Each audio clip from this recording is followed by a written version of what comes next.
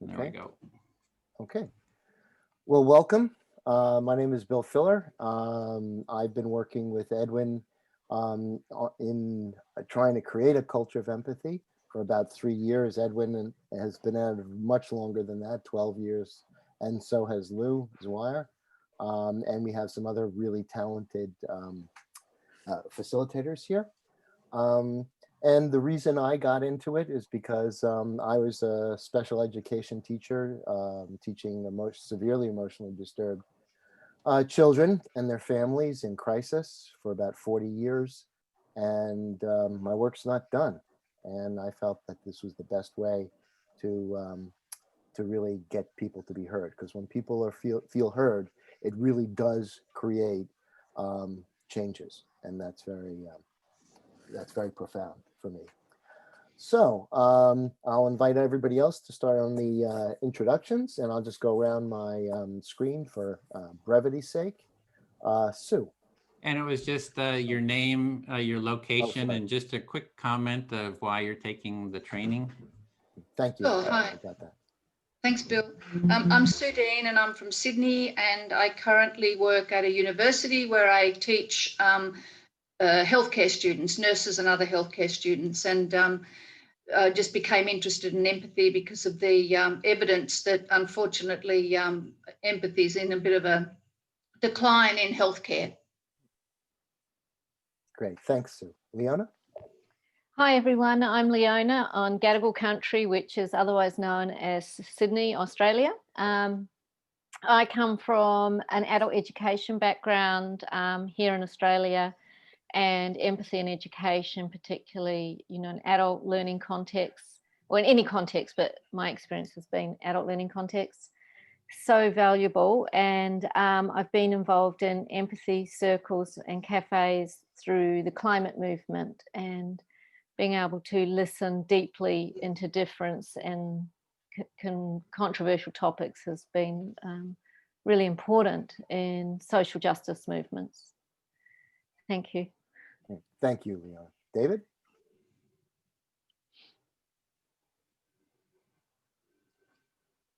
I'm David Gottfried. I'm in Berkeley, California. I got involved working with Edwin a few years ago because of the political conflict and divide here in the United States. And I'm very concerned about the polarization, and I'm trying to help people figure out how to communicate with each other. Great. Edwin? Yeah, Edwin Rutch from the San Francisco Bay Area. I find that the empathy circles is one of the easiest, practices for fostering and building empathy. So my goal is to teach everyone in the world this simple practice: how to take part in an empathy circle, how to facilitate one, and how to train others to do it. So that's what I'm working on. Thanks. Thanks, Edwin. Rita? Hey, I'm Rita. I'm in Wurundjeri country, which is a part of Melbourne in Australia. I started in environmental engineering and then transitioned to eco-psychology. So I feel that these empathy skills are such a core skill in connecting to ourselves and each other through all the global, local climate justice challenges that we face right now, and building community is an essential part of that, which empathy cafes totally help with. Thanks, Rita. And Lou? Hi, I'm Lou Zwire. I am in Northern California in the US, and I'm an educator and a filmmaker, and I've taught communication skills and conflict resolution and leadership for 20, 25 years. And the problem of people not really being able to listen to each other very well is everywhere, and is part of the problem with the current political divides that we have. So I'm very happy to see all of you here interested in spreading the practice of empathy circles, and I'm grateful for all of you. Thanks. Thanks, Lou. Suzanne? Oh, hi, thank you for having me in the group, and hi to everyone. I live in Australia on just about 80 kilometres north of Sydney. I taught in the same faculty as Sam and Sue for many years. I'm retired now, but I haven't stopped teaching. And over many years, I've gradually seen, in terms of health, a shifting away from empathetic understanding. And I've also felt it in myself at times. And I really value this opportunity to learn much more about empathy, but also how to assist other people become aware of empathy. Welcome, Suzanne. Thank you. Shoshana? Hello, I'm in Brooklyn, New York, and I really consider it a privilege to be a part of the Empathy Circle over the last few months. And I serve with a team of ministers in the greater New York City area. We're actually called the Greater New York team that also has a chaplain for disaster relief. And I just see such great application potential. It used to be that you couldn't talk to people about religion, but honestly, in the New York City area, it's much easier to talk to people about religion now, but not politics. It's just amazing. But yeah, so this is just so applicable to what I do. And I'm just very thankful that you and the STOA are doing this. Great, welcome. Priyanka. Hi everyone, my name is Priyanka. I'm from Bangalore, India. I teach young adults communication skills, and I think empathy is a big part of that. So I want to learn how to start empathy circle in my classrooms or even out of it, because in my city we don't have one, and I'm hoping to learn a lot today. Thank you. Great, and that's an interest of mine. So you can email me. I'll put my email later, and you want some ideas or talk about that. Celine. Hi, I live in Southern Oregon, land of the Shasta and Takelma people. And my life has been about education and peacemaking. And I teach nonviolent communication, where empathy plays an important role. I find that I sign up for a class and for one reason, but at the end of the class, I find out that it was for a very different reason that I was there. I learned something that I had not anticipated. I expect the same will be true here. I'm excited about being with people who care about empathy and connecting with other people in peaceful ways. Thank you. Welcome, great to have you here. AC. Well, hi, I'm AC or Alex or whatever. I'm calling in from Treaty 7 lands, Western Canada, and settlement of Calgary. Backgrounds in information theory, but I'm interested in the empathy and nonviolent communications as one of the foundational aspects, I think, of the broader regenerative culture that I'd like to see just throughout the world. So thank you for having me. Okay, I'll hold you to it. Victoria. Hi everyone, this is Victoria from Mexico, and I'm so happy to be here. I would love to be able to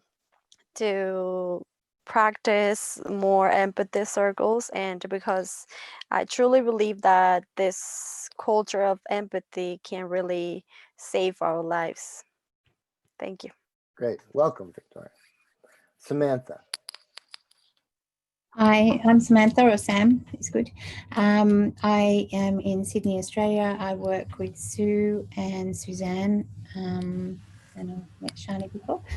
At University of Technology, I am a registered nurse with background in intensive care, but I am a lecturer here teaching healthcare students, nursing mostly.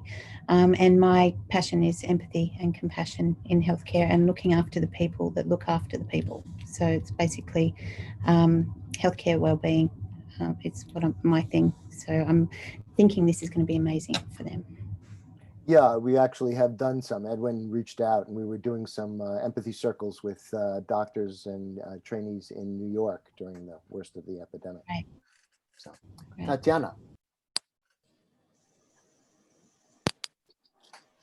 Hello, everyone. I'm Tatiana. I'm in the New York City metro area, and I'm interested in empathy because I feel if you have truly sort of subsided into the oneness of all life, then are you not perfect empathy? And yeah, so I think it represents the most rarefied and sort of exquisite evolution of like that teal consciousness that we can manifest. And so that's what moves me to be here.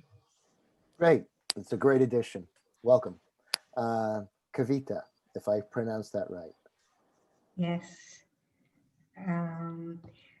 Yes, my name is Kavita and I'm in India. I've been living here about 30 years, mainly near the ashram of Ramana Maharshi.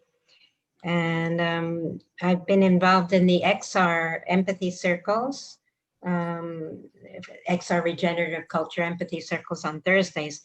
And I've really been enjoying them. And I'm interested in learning more about it. I see these kind of circles as a great way of bridging divides and also supporting each other to walk through these crises that we're all facing, the global crises right now, climate change, the pandemic, eco-social collapses, and so on. And also, like Tatiana, I see empathy as a bridge into oneness, the ultimate reality of our existence. So for me, it goes very deep. Yeah. Great. Well, welcome. Thank you. Timothy. Hi, everybody. I'm Timothy Reagan in just south of San Francisco here. And I also see empathy as a very close akin in meaning to love itself. And I like to see that happen between people and within us and within ourselves as well. And between us and all beings of nature. And I'm also a certified trainer with the Center for Nonviolent Communication. So I have a pretty deep and ongoing practice with NVC. I'm glad to hear that named. I also host a radio program in Berkeley, California, based on nonviolent communication. I guess you could say that my real dream is to see empathy circles emerge in neighborhoods and in families, and of course in political settings, but in all settings where the empathy itself is not only connecting, but also it has a healing aspect, actually restores our connection to ourselves and each other. So I'm really excited about building that in and around the world. Thanks for listening. Great, sounds great, can't wait. Michelle. Hi, Michelle in Galway in Ireland, and back for the second time. So I did this training, I think with you guys, a month ago, and it was easily one of the best things I've done. Had a profound effect, and kind of keen to keep refining that. So continuing the journey. And thanks for having me back as well. Very grateful. Oh, great to have you back. You're welcome. Peter. Hello, Peter from Toronto, Canada. Edwin reached out to me, I think 2 years ago, because I've written about the culture war and something called mimetic mediation, and basically like all the craziness happening in the political tribes that are going on. And I run this digital campfire communal podcast called The Stoa, and we have there's a mug, Stoa. We have a wisdom gym. Empathy Circle is every second Sunday at 3 p.m. Eastern time or 3:30 p.m. Eastern time. And I am very interested in all these different conversational modalities bubbling up, like Empathy Circle or circling or collective presencing, that really get the intersubjective like relationship between two people. So yeah, that's kind of a point of research. And I'm a trainer also at Dale Carnegie Training. So I kind of geek out about this, knowing how to talk to people. Great, welcome, Peter. I just have to say that I've attended some STOA lectures. I've really enjoyed them, so thank you. Sharni. Hi, I'm Shani. I'm from a country town in Australia called Albury. It's about halfway between Melbourne and Sydney. I have an interest in learning more about empathy circles to try and bring it to workplaces and think about teams connecting and working more dynamically and effectively together. So that's my specific interest. Yeah, I think this would be very useful. So I hope you find it that way too. Okay, I'm going to give you a short little course overview, a course arc, and then we'll get into a culture of empathy, which is what an empathy circle practice is part of. We do the empathy circle practice to build this culture. So the purpose of the training in the empathy circle practice, as I said, is to create a culture of empathy. And towards that outcome, we're looking for 3 things that we hope you can take away from this training. We hope that you understand and become familiar with the goals, values, and the structure of the empathy circle so you can guide others through the experience. And second is just as important, is that participants will be confident and comfortable in doing that. Finally, we hope to leave this training having established strong bonds with each other and to continue to support each other with your training and growth. Although this training is short, we view the practice of listening and facilitating as a lifelong practice akin to physical exercise. Now, this is a fairly short course or sessions. The course arc, there are 4 of them. In the first session, the goal is to review the empathy circle practice and to be introduced to some of the core values of a culture of empathy and to experience the benefits of the practice. We'll have a circle about that later in this session. The second class will begin to introduce you to facilitation, and then the third and fourth class will be extensions of that. And that will go into the culture of empathy and some of the values, and I turn it over to Lou Zweier. You're muted, Lou.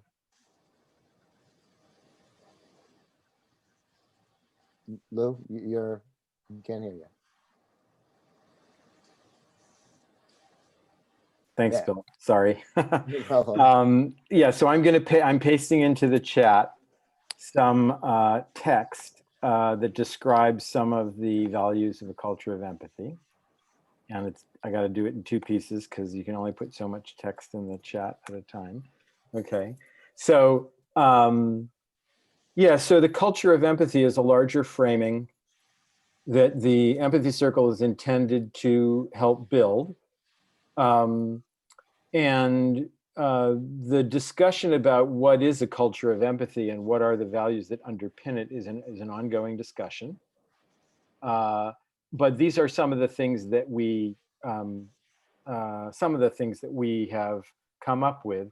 And today's empathy circle, actually the topic is the values of a culture of empathy. So you'll get a chance to think about these and talk about them and explore them yourself.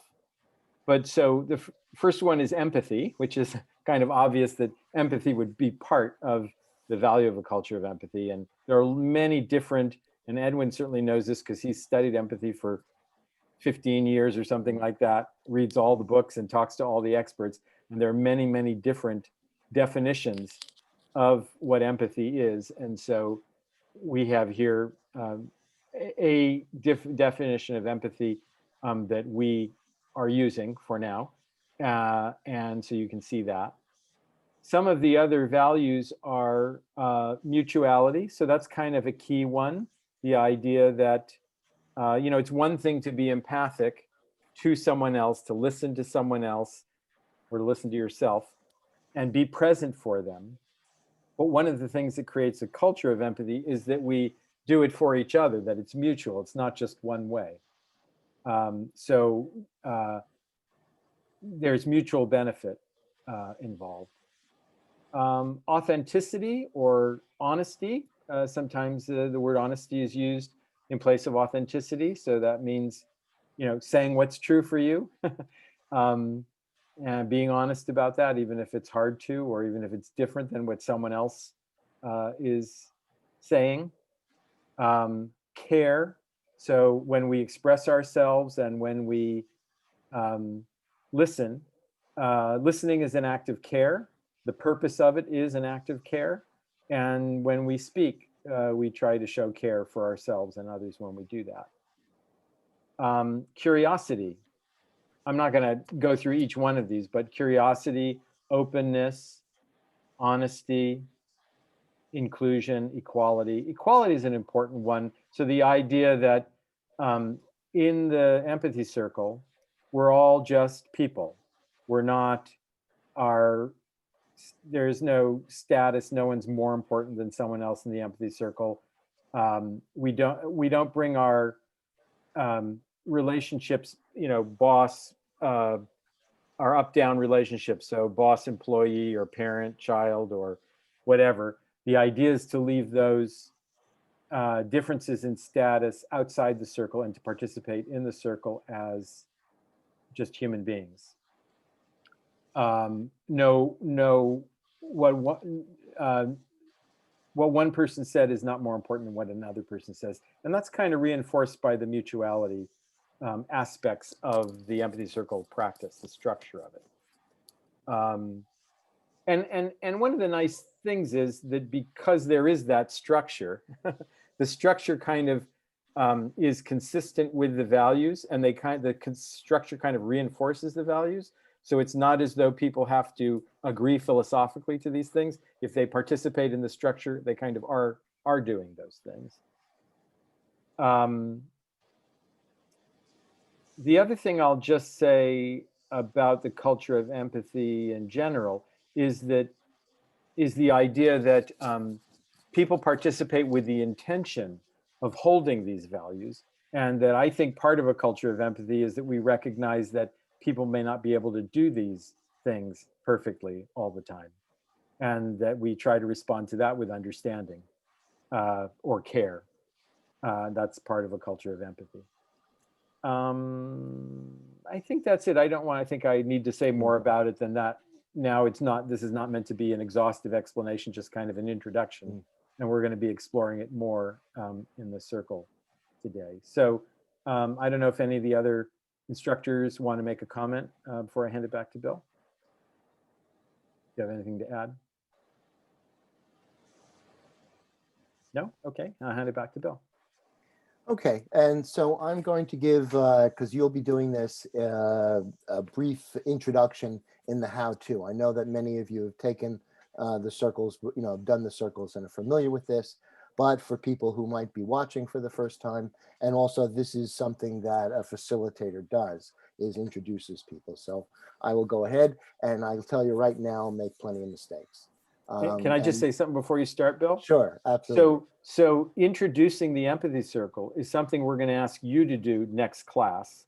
So part of again, even though people are familiar with the empathy circle practice, and you probably don't need an explanation, one of the things we're doing is demonstrating explanations, because we're going to ask you to do this, to start doing it next time, doing an introduction for your, as part of practice.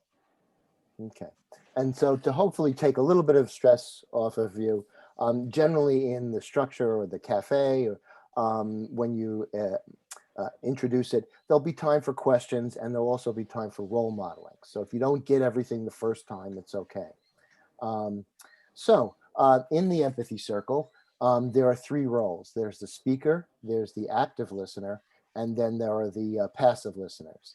The speaker's role is to speak on the topic or whatever's on their mind, and you have usually about 5 minutes, but a certain amount of time limit. That can change depending upon the circumstance, but basically the speaker can just speak. It's good for a speaker tip if you can pause periodically so that the listener can reflect back what they have heard. If you go on too long, sometimes it's a little bit much, to memorize. And then the active listener listens to the speaker. And this is the part that is a bit different. You reflect what the speaker says as purely as possible. You're thinking about the words, the feelings, the values you might hear, but not asking questions, not even saying, oh yeah, I agree or I disagree, not giving judgments or opinions. You're just trying to be as a pure a reflection as you can be. The passive listener's job is to kind of, follow the conversation, because what happens is that there's a dynamic that goes on. Once the speaker is finished speaking, the active listener becomes the speaker, and then they choose someone to speak to, and that becomes the active listener, and so on and so forth. The general idea is so that everybody has a chance to be heard and to speak. The facilitator's role, which will be my role, which is very simple. We will also participate in the empathy circle, which is different and speaks to the idea of equality that Lou said, where we're not above or anything. We have a timer, okay, and a very expensive handcrafted sign. And so we keep time. And also we try to keep you into the practice. So if people make mistakes, and people do, it's not a criticism of you or your ideas. It's just to try to give you the empathy circle experience. In its essence, it's an experience and can't be described, I don't think, this is my personal opinion, can't be described fully with just simple words. And that's my introduction. Did I leave anything out, Edwin, Lou, Dave? Anyone? Rita? No? Leona? Edwin? No? Good for me. Good. All right, good for Edwin. All right. All right. So then we're going to be going into the empathy circles. Our topic is which of the core values resonated with you? What value would you add or subtract, or whatever's on your mind? Again, this is a ongoing discussion of the values of a culture of empathy. And so you may have something else that you can contribute, and that would be fine. In a minute, we'll be going into breakout circles, and we'll have our empathy circle practice. Okay, so I created, we have 5 groups, and we have an hour and a half. We have facilitators in each one, Leona, Bill, Rita, Lou, and Dave. And we'll come back after an hour and a half and have half an hour debrief. So I think that we're ready to go into the rooms. And here we go. So see you back here in an hour and a half.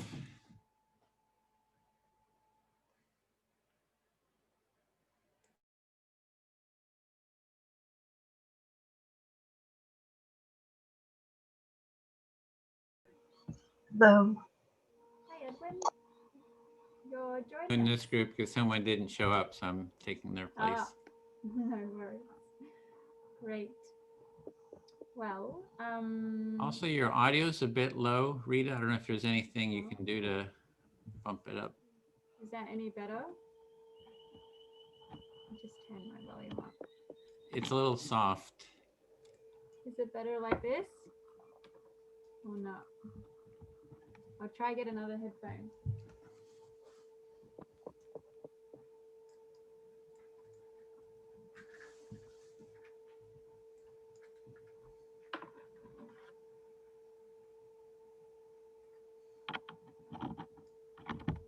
Is that any better? No. No, it's pretty soft. It's Oh dear, that's weird. there's if you go into the speaker, you can do audio settings, into the microphone, and you can maybe try to bump up your microphone all the way up. Next to the mute, there's a little up arrow, and then do audio settings. Yes, sometimes I need to do some maintenance on my computer because it has like a loud computer noise. So I think maybe that's why. If you just bump it up, you should be able to say under audio, like be able to just bump it up as far as possible. Is that better? Yeah. Okay. Um, See how it Is it just me who's hearing a really loud humming noise? That's my computer. Yeah, that's the problem. You might need a headphones at some point with an external microphone. It looks like it sounds like you're using an internal microphone. Yeah, I don't know how to switch it over because these ones have. Oh, it should be able to, when you click on the mute, little button, it says select a microphone, and it should allow you to select.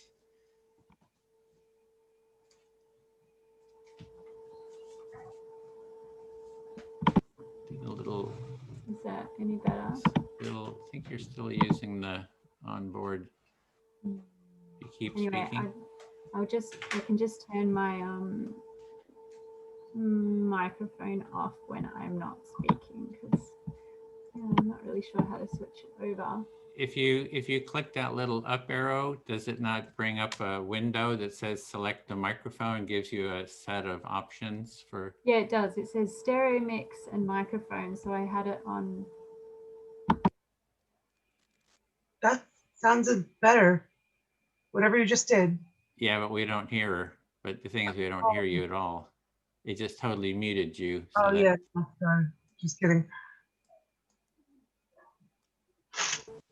It was on stereo mix. Sorry for taking. Oh, and there's no other options. And then there's microphone, which is on now. Okay. And then it's same as system. And did you try that one? Same as system? That was on before. Oh, okay. So somehow, I might need a new microphone, but yeah, I have to figure it out. It's weird because I can't hear it, so it's. Yeah, we hear a buzzing sound. I think it's the whirling of the hard drive. If you're using a computer microphone, it picks up the hard drive sound. Yeah, sorry about that. So yeah, if you turn down the volume a bit, it might work better because then we don't hear the humming. You're really hard to hear. You have to really bump up I can really bump up the microphone, but not everybody has that feature. Yeah, or I guess I'd be like, try to set it mid-range so you're not having to scream, but try to talk. Yeah. I don't know if that's going to be annoying. I'm sure it will be, but I don't know. Is that better if I just talk up a bit like this with my volume down? Or can you still hear the buzzing? We still hear a little bit of the buzzing, but I guess we got to do, it's fine. If you get closer to the microphone, it might make a difference too. These are all good research things. This is good stuff for the next time. Next time we'll have all the, anyway. I'll need to do a bit of testing. Thanks for bearing with the sound. I'll just put myself on mute when I'm not talking. Yeah. Cool. So I'm going to put the topic in the chat. Where was it? Unless it's there still. Still there? Can everyone still see the topic? Let me just grab it.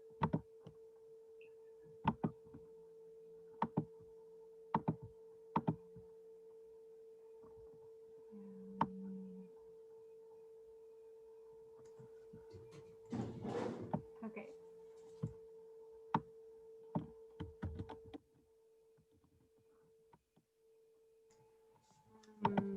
I can put it in. I have a. Here it is. I got it. Oh, sorry. Sorry, it took me a while. Cool. Yeah, so the topic is which of the core values resonate with you and what value would you add?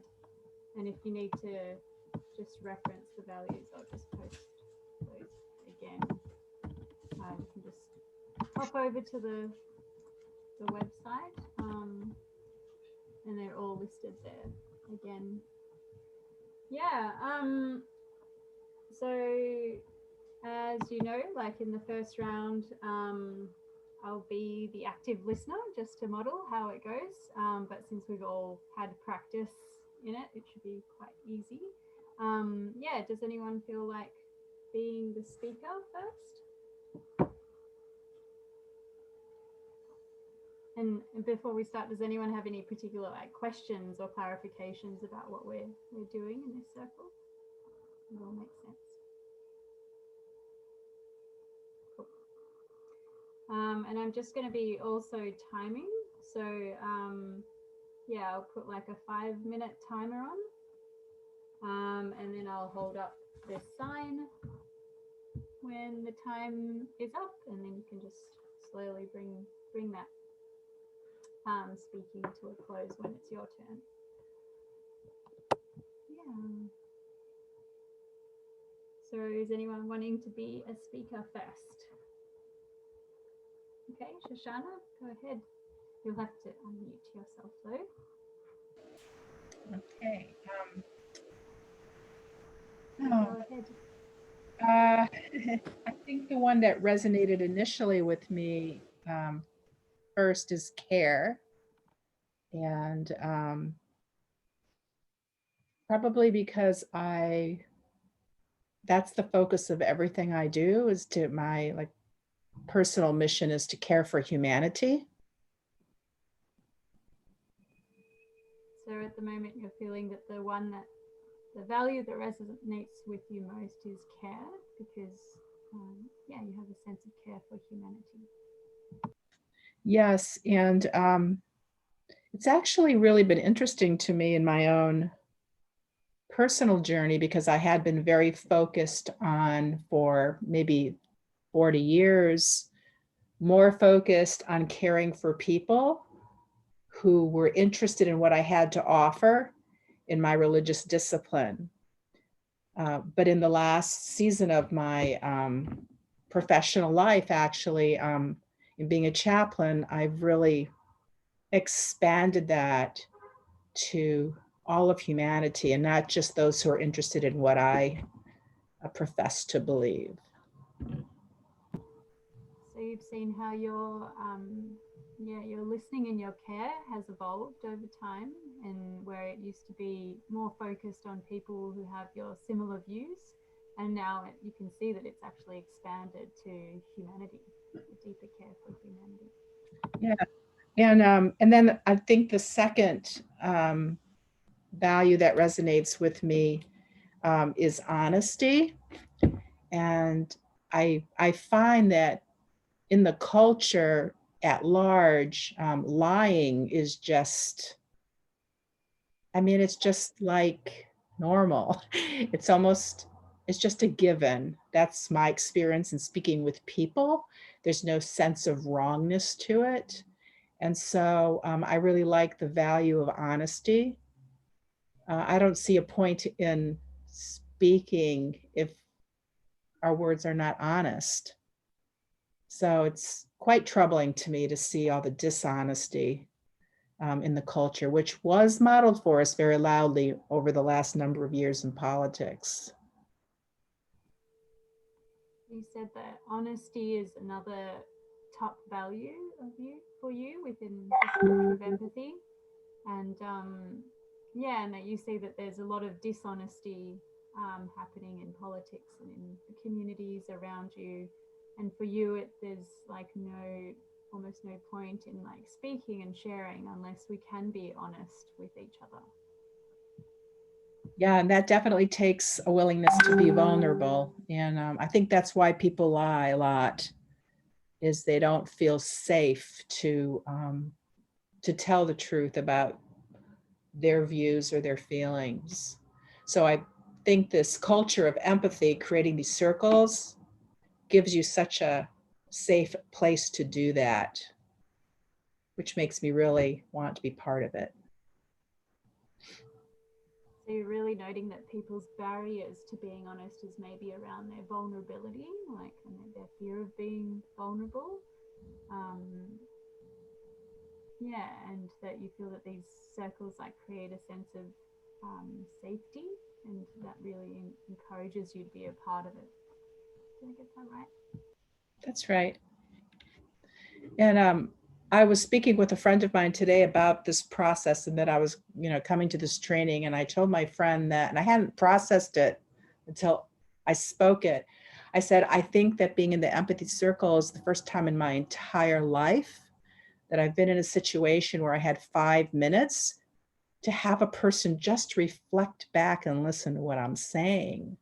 It doesn't happen in real life. And people listen to us and nod and affirm, but the reflective part is just, it's a very unique space. So you're really reflecting on the uniqueness that you experienced in your first empathy cafes and the one since. That it seemed like it was the first time in your life, your whole life, that you'd experienced being heard and for a full 5 minutes and actually being listened to and having the space for yourself. Yeah, I find people listen a lot, but most of the time, I think, at least I'm waiting for the person to finish talking so I can tell them what I think about what they're saying. And this is so different. So you just noted that like people do listen, but it's a different quality of listening, that you notice that when people listen to you, they're often like waiting to say what, waiting for their time to say something next. And this is very different here. I feel heard, Rita. Thank you. Thanks, Shoshana. Edwin, would you listen to me? Listening. Put timer on. I feel like I'm just kind of like landing back in my body in this kind of role of facilitator, but also in the role of like, oh, okay, pay attention. And I'm kind of noticing my mind like floating away and really like needing to land in this space. Yeah, so you're really seeing that you're needing to sort of land kind of ground center, and your mind is kind of going off in different directions, maybe doing facilitation and other things. Yeah, and I wish it was like more automatic, I wish it was something that was always just like switched on in my brain and then could access like easily. I guess when I remember, I access it, but it's just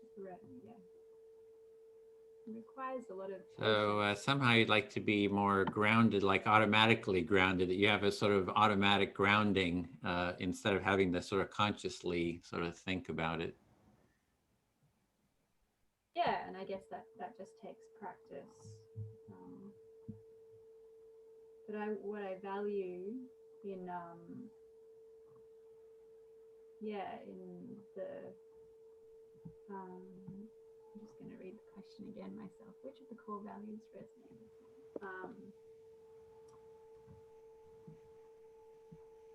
me? Yeah, I definitely think authenticity is like one of the top values that resonates with me, that I really like.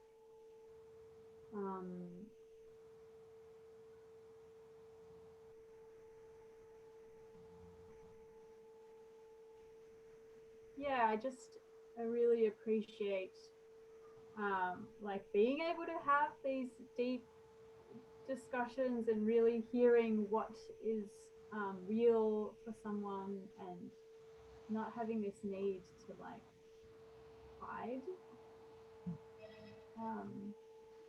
even though it's not necessarily about being like brutally and judgmentally honest. There's like a difference. There's a kind of authenticity with myself as well as when I'm listening to someone else. Yeah, so you really value the feeling of a mutually authentic relationship, not being sort of judgmental of each, brutally judgmental, but really just sharing yourself and hearing others, and that quality of the mutual authenticity. You really value that. Yeah. And I feel like I just want to glance over them. Oh, I guess, when I look over them, I'm just like, yes, I love the mutuality and the equality, inclusion. It's just so intrinsic in the circle process.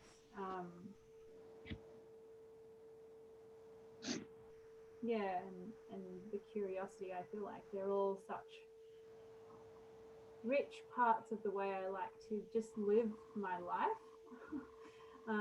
Because curiosity leads to like adventure and engagement and connection and and inclusion and equality and mutuality like leads to people feeling safe in these places to just be themselves and discover who they really are. And yeah, so when I see those words in the list, there's like a big, like warm yes that sort of emanates. Yeah, so when you're seeing this list that we'd put out there that really resonates with you, and you have a sense of warmth and things like curiosity, so the feeling of curiosity and really resonates with you. So yeah, these values really sort of feel sort of alive. Looks like you feel a bit alive with those. Yeah.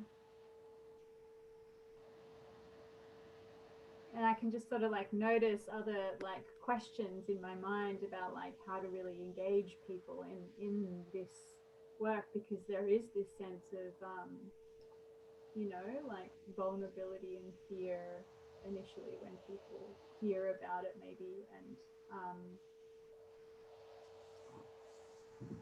and it's not really that scary at all, you know, once we practice it. Yeah. So yeah, there's this question of how to bring in that brave space that I like. Yeah, what I'm hearing is you're really looking at how to get more people involved and have them be involved in these this brave empathic space. And you're seeing sort of fear and maybe some people having fear, anxiety about it. And it's like you realize that once people get familiar with it and do it, it's not that scary. Yeah, exactly. That was my time. Okay. So thank you. Great. Then I'll speak to Tatiana. Listening. Yeah, we've been having big discussions with some of our core group about these values, you know, really discussing them, going into it. And it's quite a project to really, you know, go into it and kind of think about it and be able to, you know, articulate it. So it's just something we've been doing as a group for a while, but I think it's really important for the empathy circle to think of the larger context that the empathy circle fits into. So you have been going through this process and journey of sifting through and like holding up elements that you think feed into or are endemic parts of empathy circles, but also relating them to sort of what's around them contextually. Yeah, so the larger culture, it's like really how do we have a cultural shift? Because it's just if individually we're like empathic, you know, usually people talk about empathy in sort of an individualistic term, like, oh, I'm empathic, you're empathic. But it's really how do we structure a society so the whole structure of the society sort of supports empathic, you know, connection and understanding. And you know, it's a sort of a redesign of the society to, you know, really support that's needed. So what I hear you saying is that you are thinking a lot about sort of the scaffolding of this in our society so that it's not some individual moat kind of thing floating through the space, but is operationalized and sort of consistent. Yeah, and I see that empathy is sort of the core of a constellation of values. If we have empathy at the core there and sort of see how do those values relate. So how does care relate to empathy? How does authenticity relate to empathy? And these other values, how do they connect to empathy, this empathic, you know, sensing into someone else's experience and mutually sensing into each other's experience, and how do these other values sort of relate to that, and really putting empathy at sort of the core. So you see empathy as part of this constellation of other emotions that it sort of accesses, but also you wonder about what the relationships of that accessing is, particularly when we're sort of bridging into another human and meeting them where they are and them meeting us where we are. How are all these other things, like what angles are they vectoring in at? And yeah. Yeah, and I mean, there's other value systems like justice. Everybody's talking about social justice. I personally think justice as a foundational core is a disaster. I think it is not working. It's like, because justice is built on principles of competition for truth, for retribution, for external judgment, on individuality. There's a whole constellation of values around justice. And I mean, everybody's kind of into it, but I don't think that it's a constructive way forward, really, for example. Whereas I think empathy, mutual listening and understanding of what we're doing here is a constructive way forward. So I suppose what I'm hearing is that to focus on justice as a foundational element is almost putting the cart before the horse, because there's a lot of things around it that can be quite toxic if the empathy is not in place. So the empathy is foundational and has to predate it for it to be implemented in any way successfully. But it's, yeah, it's never going to be as fundamental as empathy is. Yeah, and that's why I say we need sort of a new philosophy of empathy, you know, really putting a new vision out that includes everyone. It's not like, hey, you're the enemy, you're the, you know, you're the perpetrator, you're the victim, and, you know, we're going to sort, you know, have a trial to sort all this out and judge you and all that kind of stuff. It's about, hey, let me see your humanity, see my humanity, and we have this dialogue with each other. And we sort of spread that empathic dialogic space, which is, this is sort of the foundation right here that we're doing. I think of a whole sort of world philosophy, you know, global humanistic sort of philosophy.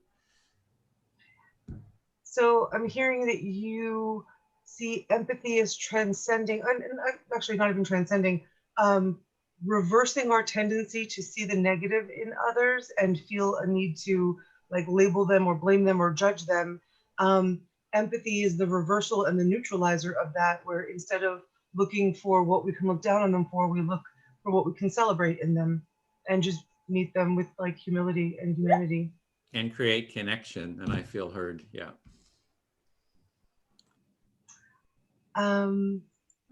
Shoshana, would you listen to me? Is that, I forgot, that's the question. I'm sorry, I'm very tired. Yes, absolutely. Thank you. Like the basics, empathy 101, right? So I am feeling really excited to be in this space, and like I've got divergent energies that are not unpleasantly so. Like I'm both exhausted because I've been working on the launch for the UK's Money Rebellion for weeks now, and it's on Monday, and there's just a lot. But I'm also feeling calm, and also feeling kind of like excited and like peacefully blissful to be here.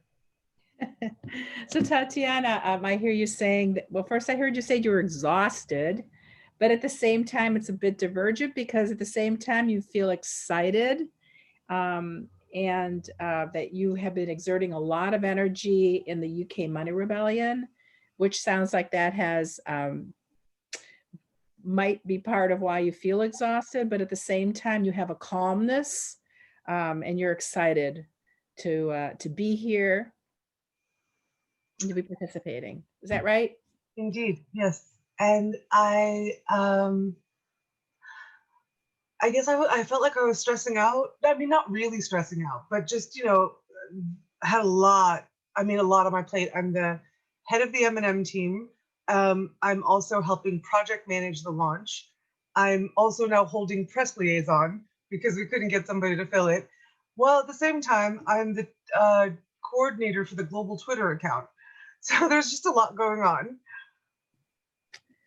Well, it sounds like what you've said is that you were tempted to be stressed out, but you made a determination you weren't going to get stressed out. So you're not really stressed out.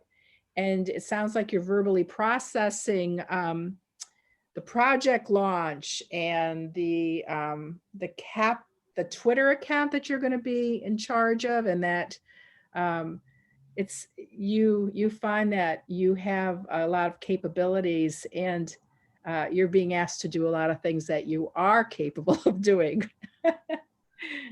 that which is your blessing is also your curse, right? No, I mean, I love it. I guess I was feeling stressed out because I saw how much I was holding. So like I'm on the global Twitter team. We're like completely rebuilding a new team, and so I'm doing training and like a lot of sort of team bonding kind of things, like but yet like having to be very effusively productive on the other end. And this week has just been an interesting series of very relaxing miracles, it feels like. I'll pause. All right. Well, yeah. So you said that being capable can be a blessing and a curse, and that you really do love what you're doing, and being a part of the global Twitter team also means that you want to bond with the team. You're leading the team, and you have a sense that you have a responsibility to hold everything together, to keep all the balls in the air. Yes. And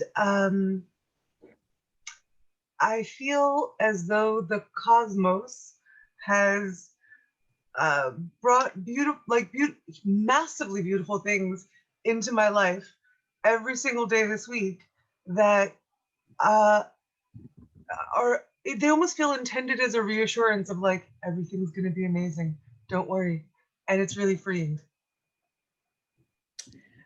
Well, it sounds like you've had a sense of the cosmos really giving you beautiful experiences during the week, and it feels very assuring to you and encouraging that you're on the right track. You're doing exactly what you're supposed to be doing, and that's a wonderful gift to you.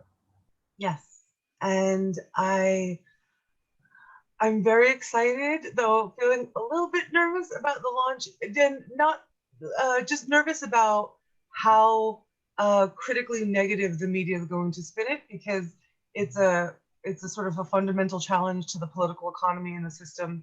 And some papers had gotten leaked actually earlier this year. And sorry, I just had back surgery a couple months ago, so if you see me shifting my chair, that's why. And so I'm concerned that basically I want to be sure that we have crafted our messaging well enough, and I trust us to craft it well enough if we haven't, in the moment of if they throw something new at us. Oh, sorry. Yeah, that we'll be prepared. Okay. Yeah, so you're still healing from some back surgery, and you're excited and nervous at the same time. You are anticipating negative feedback from the press because you're doing something so counter normal, and you're a bit concerned about it, but you're still excited. Thank you. I feel fully heard. Good. Okay. Rita, do you want to listen to me? No. Yeah. Oh, I am speaking again. Okay. Yeah, speaking. Yep. So All right, we have Rita. done one round almost. So Yeah. yeah, you can choose anyone, as you know, in the second round. We don't have to keep going round in the same. Hey, did you listen circle. to me last time, Rita, or did I listen? Oh, you did listen to me last Yeah, time. I did. Okay, So, yeah. Tatiana, I'm going to grab you since you have all this nervous energy. And before you go on, I just wanted to say that, like, I don't know what screen setting you're on, so just give me a little nod or something that you've seen the time, and then I don't feel like I'm pressing it in your face. Like, Okay. no pressure to like finish straight away, just a gentle wind up. Yeah. Okay.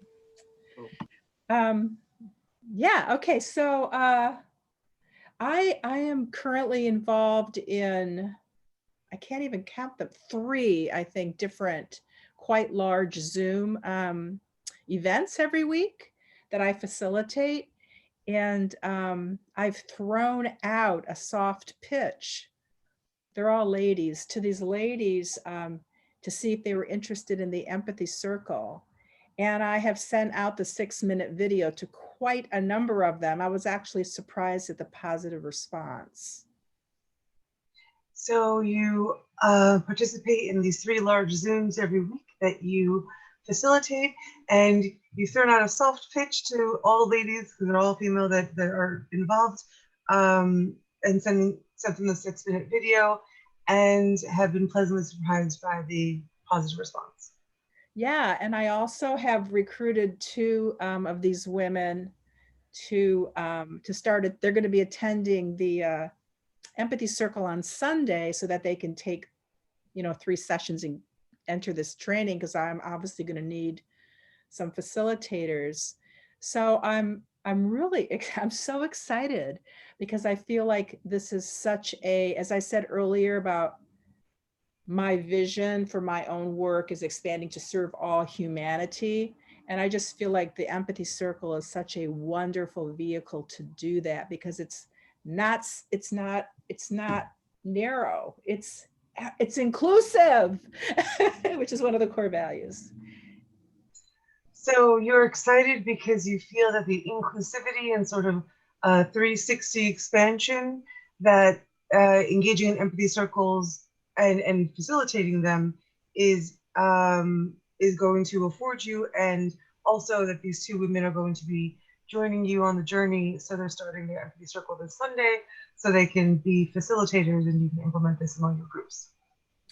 Yes, and I already have an idea. Well, I've already pitched an idea.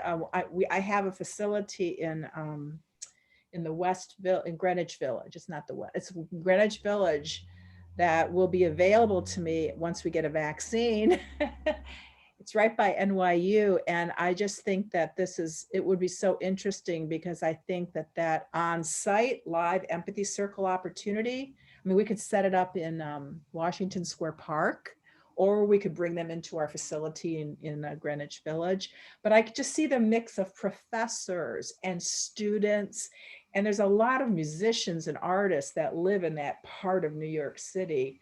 I just think it could just be such a nice intergenerational experience, and people coming from different, ideologies coming together to listen and speak.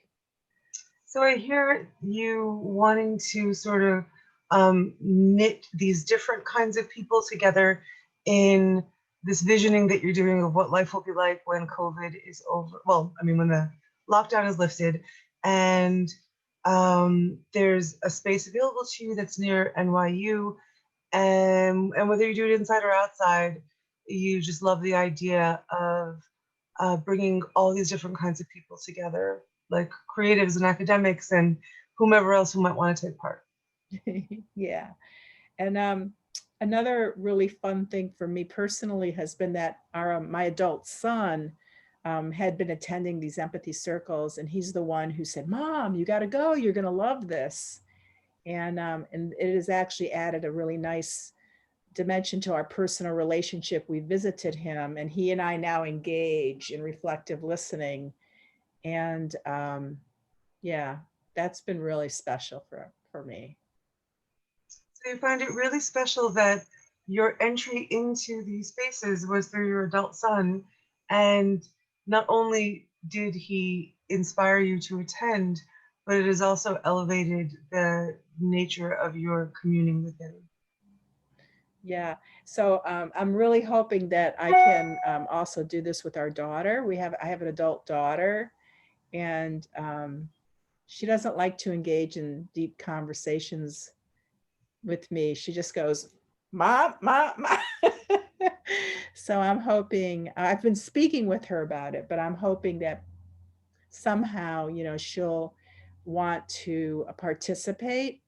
And I think it'd be hard for her to have an honest conversation with me about, some things in her life. And so I'm hoping that eventually she'll feel safe enough to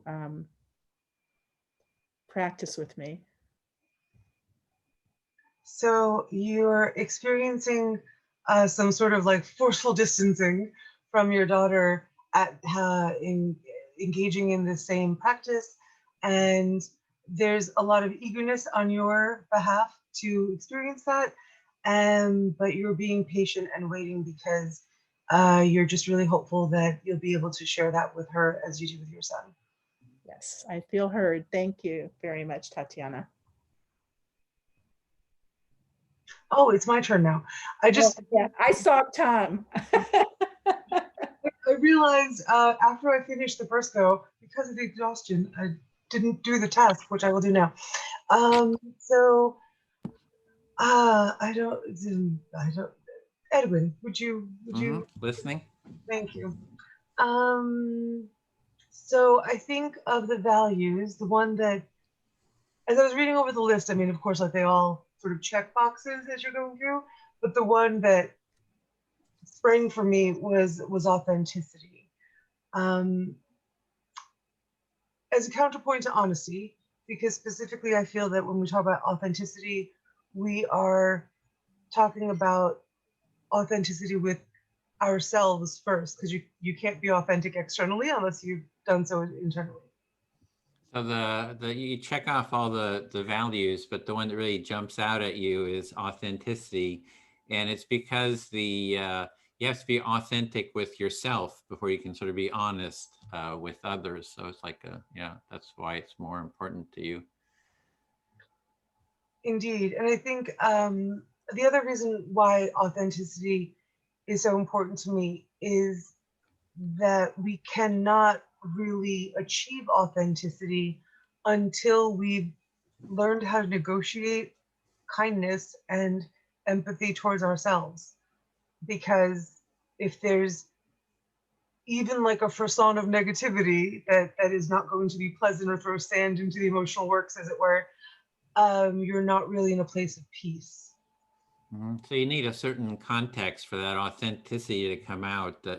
And if it's maybe judgmental and critical, that authenticity can't come out. So you need that sort of a context of kindness. I think you're there for it to emerge. Yeah, exactly. Like one cannot be authentic. I mean, truly, whatever. I mean, to one's, I guess, highest potential until there is just a preponderance of self-empathy and self-compassion, and again, like that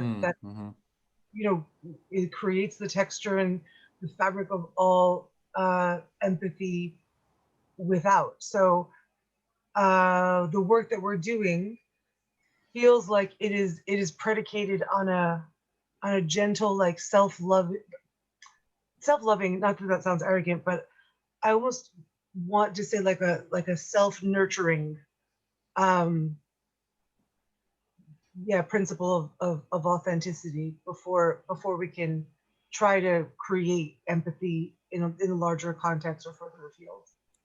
I think what I'm hearing you say is that instead of judging oneself, that you need to sort of have self-empathy to allow one's sort of feelings to emerge before we can sort of kind of reach out to others. Indeed, because I think we sometimes might mistake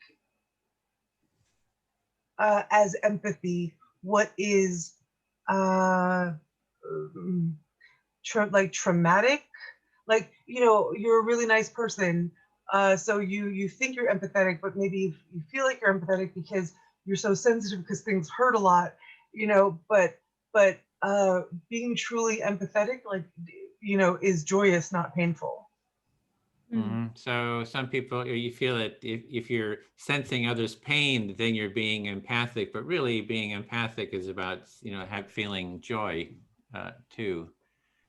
Yeah. It's not all just pain and suffering. Indeed, yeah, like there's the effervescence and the connection, right?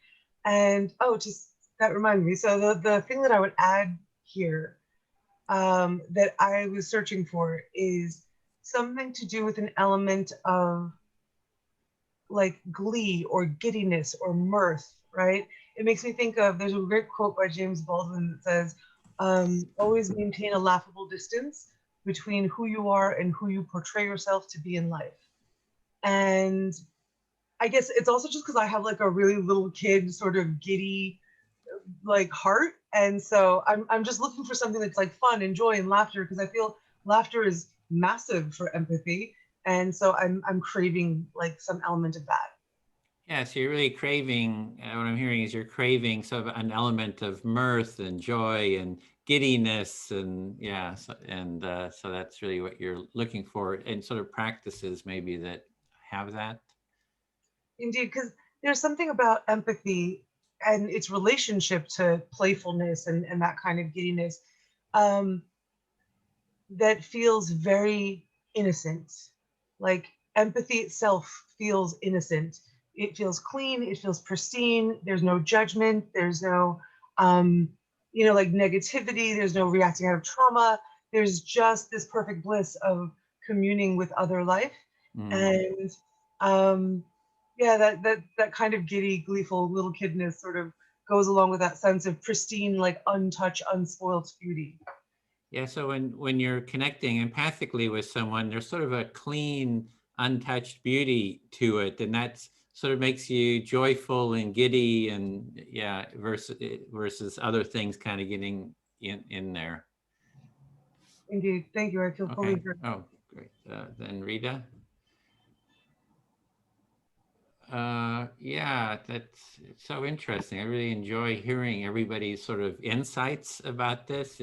They're sort of like creating this map, this creating the landscape of, how does empathy fit into this landscape of sort of reality? And it's just a lot of fun. It's a lot of fun to hear everyone's, points of view on that, because it seems like it expands my sort of understanding and sort of my map of beingness or something.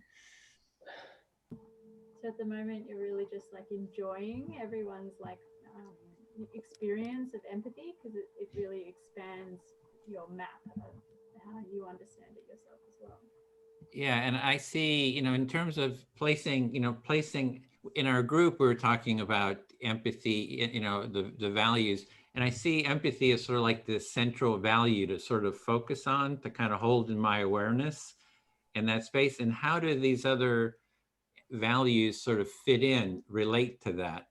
And so for me, the authenticity is that if I feel I'm going to be heard and not judged by others here, I'm actually able to be more authentic, because I don't have to like guard myself, and I can slowly, sort of like an onion of authenticity, peel away the blocks to come to something deeper. So, and you don't have to rush it. It's just, it takes time. You give it time, and you slowly unpeel those blocks. Your empathy is really like the core focus that keeps you on your, like, aligned with your intention. And then the other things sort of come off it as like skills that sort of unfurl around it, like authenticity. And when you're when you're heard, then you can go deeper into your you can feel safe, and you can go deeper into what's under the surface for you. And I wouldn't call them skills. They're more like essences. They're sort of life essences. Like authenticity is kind of being able to be open and to be able to share something, a felt experience that I have. And as we listen to each other, we can share that, and that allows for ever deeper, deeper connection through empathy. So that's sort of how how I sort of model it and map it, for myself. Oh, you're not actually. Oh, yeah. For a second, you dropped out, but I hear you now. Yeah. Cool. Yeah, you made a slight adjustment to say that for you, it's not really a skill. These aspects are essences of life. Yeah.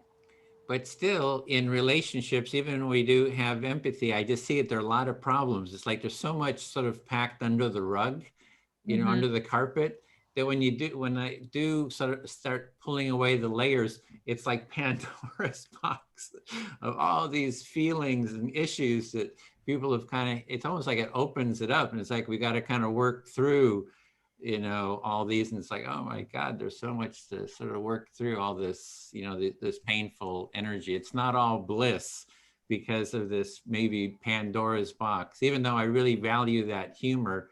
And that I think I'm understanding Tatiana say, because when I start seeing the craziness of life, I just have to kind of laugh at it. And with my partner, we just kind of laugh, and we got a big conflict, and we just sort of, we just look at it and say, this is pretty funny. So, yeah. You're noticing that your experience of going toward empathy is like unfolding a Pandora's box, because there's so many things under the surface that kind of start coming out when we allow it to happen.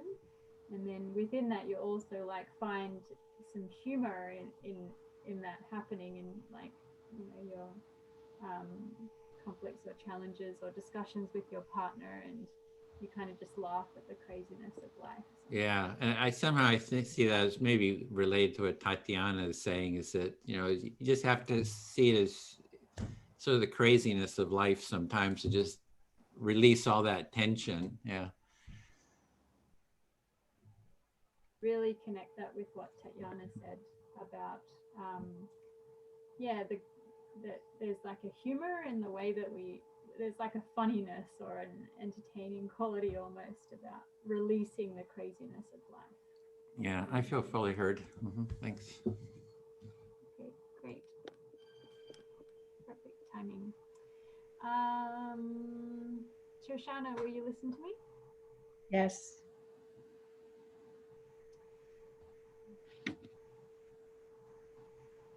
Just kind of letting it all land, like what's been shared. Yeah, I'm also enjoying the map, and always like getting an insight into what's happening on the other side of the world in your lives, and like the energy that I feel from the projects that you're involved in is so lovely. And yeah, it really brings energy and possibility into my life, just hearing from you and hearing about your experience with projects as well as with empathic listening. Yeah, because sometimes I can just like focus on like the blocks around me, the walls, and yeah, so it's nice to hear the energy and the vibrancy that you're experiencing with it. So I heard you say that it's great to hear from people from other sides of the world, and to hear the energy and the excitement, because you tend to get blocked into your own world, and it's energizing for you to hear the excitement of what's going on and the different projects that those of us who are nowhere, and not even on your continent, are involved in. And so it's broadening your awareness outside your walls. Yeah, exactly.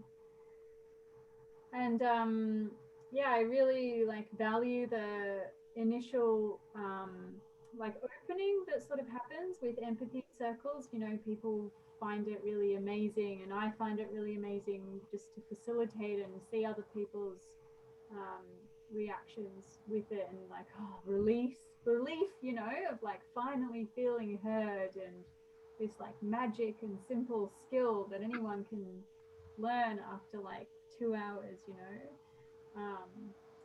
And then like something else happens sort of afterwards, you know, like the skill sort of seems to morph and change and almost like plateau, like with any other skill. I don't know, this is sort of what I'm experiencing at the moment.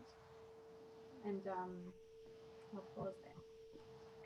So you really appreciate the openness that the practice creates at the beginning of an empathy circle, and how it kind of morphs into other things, especially even afterwards, when after the circle's over, if I understood you, that it seems you really value the openness it creates during the circle, and then even after, it seems to impact you further when you've left the circle. Is that what you were saying? A little bit different, but yeah, like I guess I was saying, like in the initial phase of learning this skill, it's like so amazing and such a relief, because it's not something that we often do as yeah, I think both of you said, you know, we're not listened to in such an open way where there's so much space for us.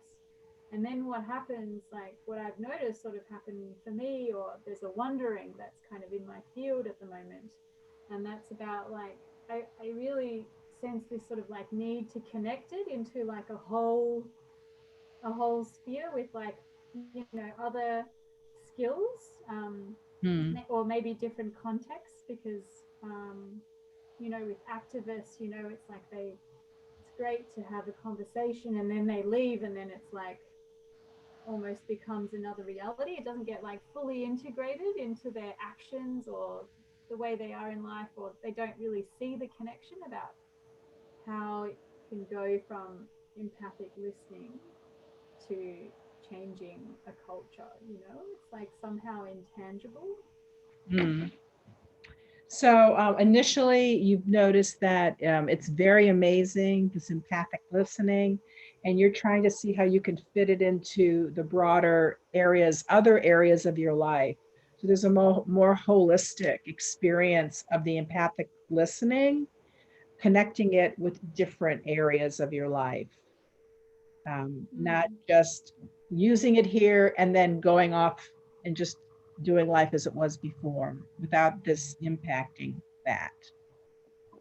No? Yeah, I guess I was like, it's interesting because I'm like, well, I guess, you know, like in my own life,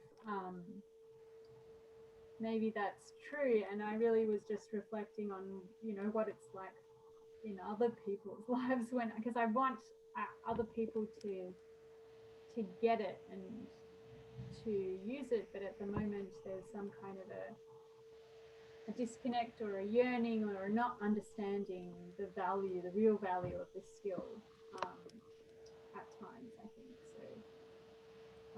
And I think that's because it happens on a subconscious level, or it happens in the moment,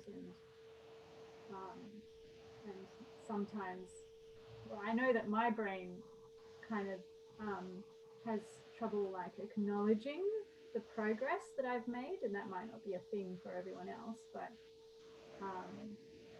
yeah, to acknowledge what has changed, I think, is important, because otherwise it gets missed and it goes, oh, that's just, it undervalues the skill.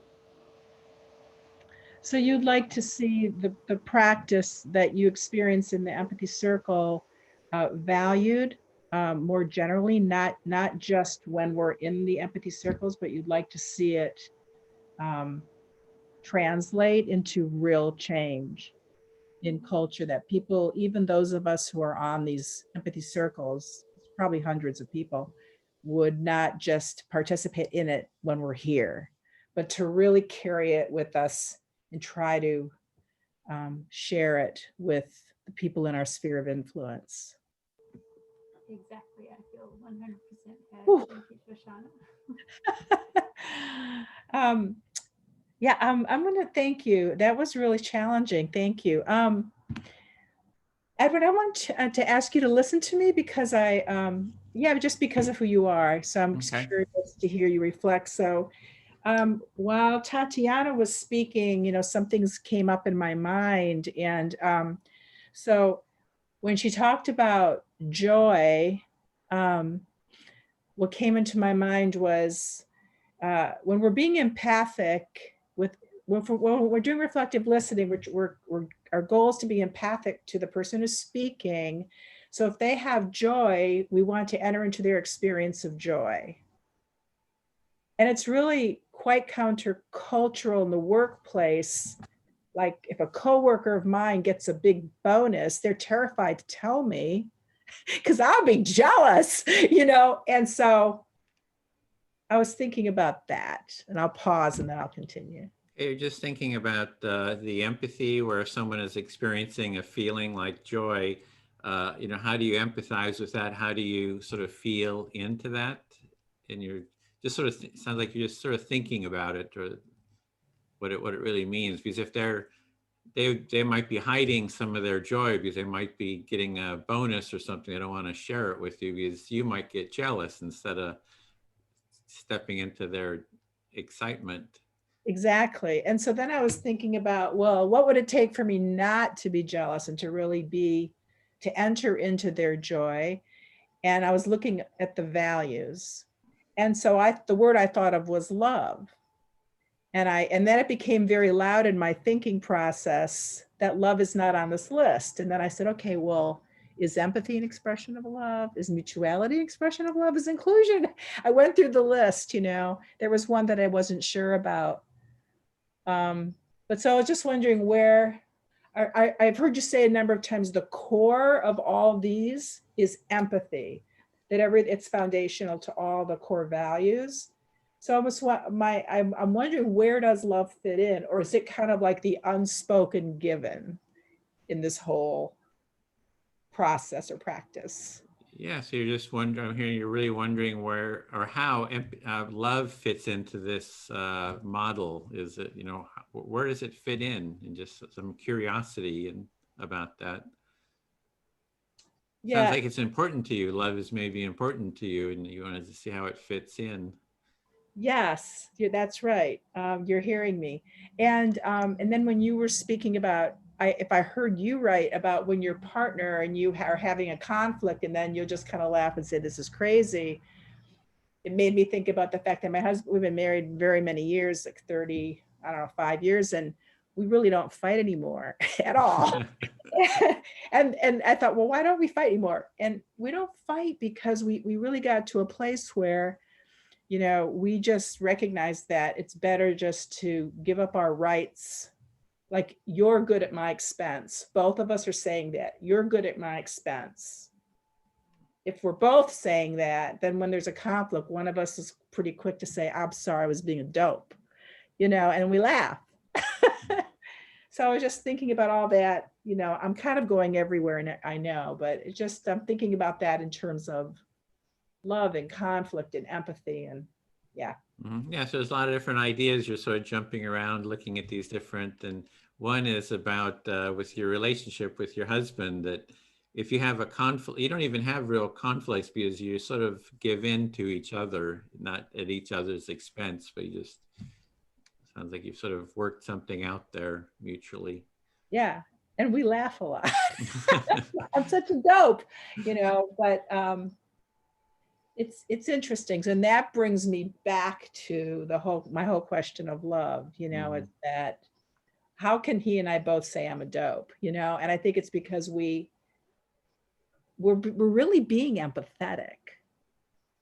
But somehow, you know, I've been framing that as with the love.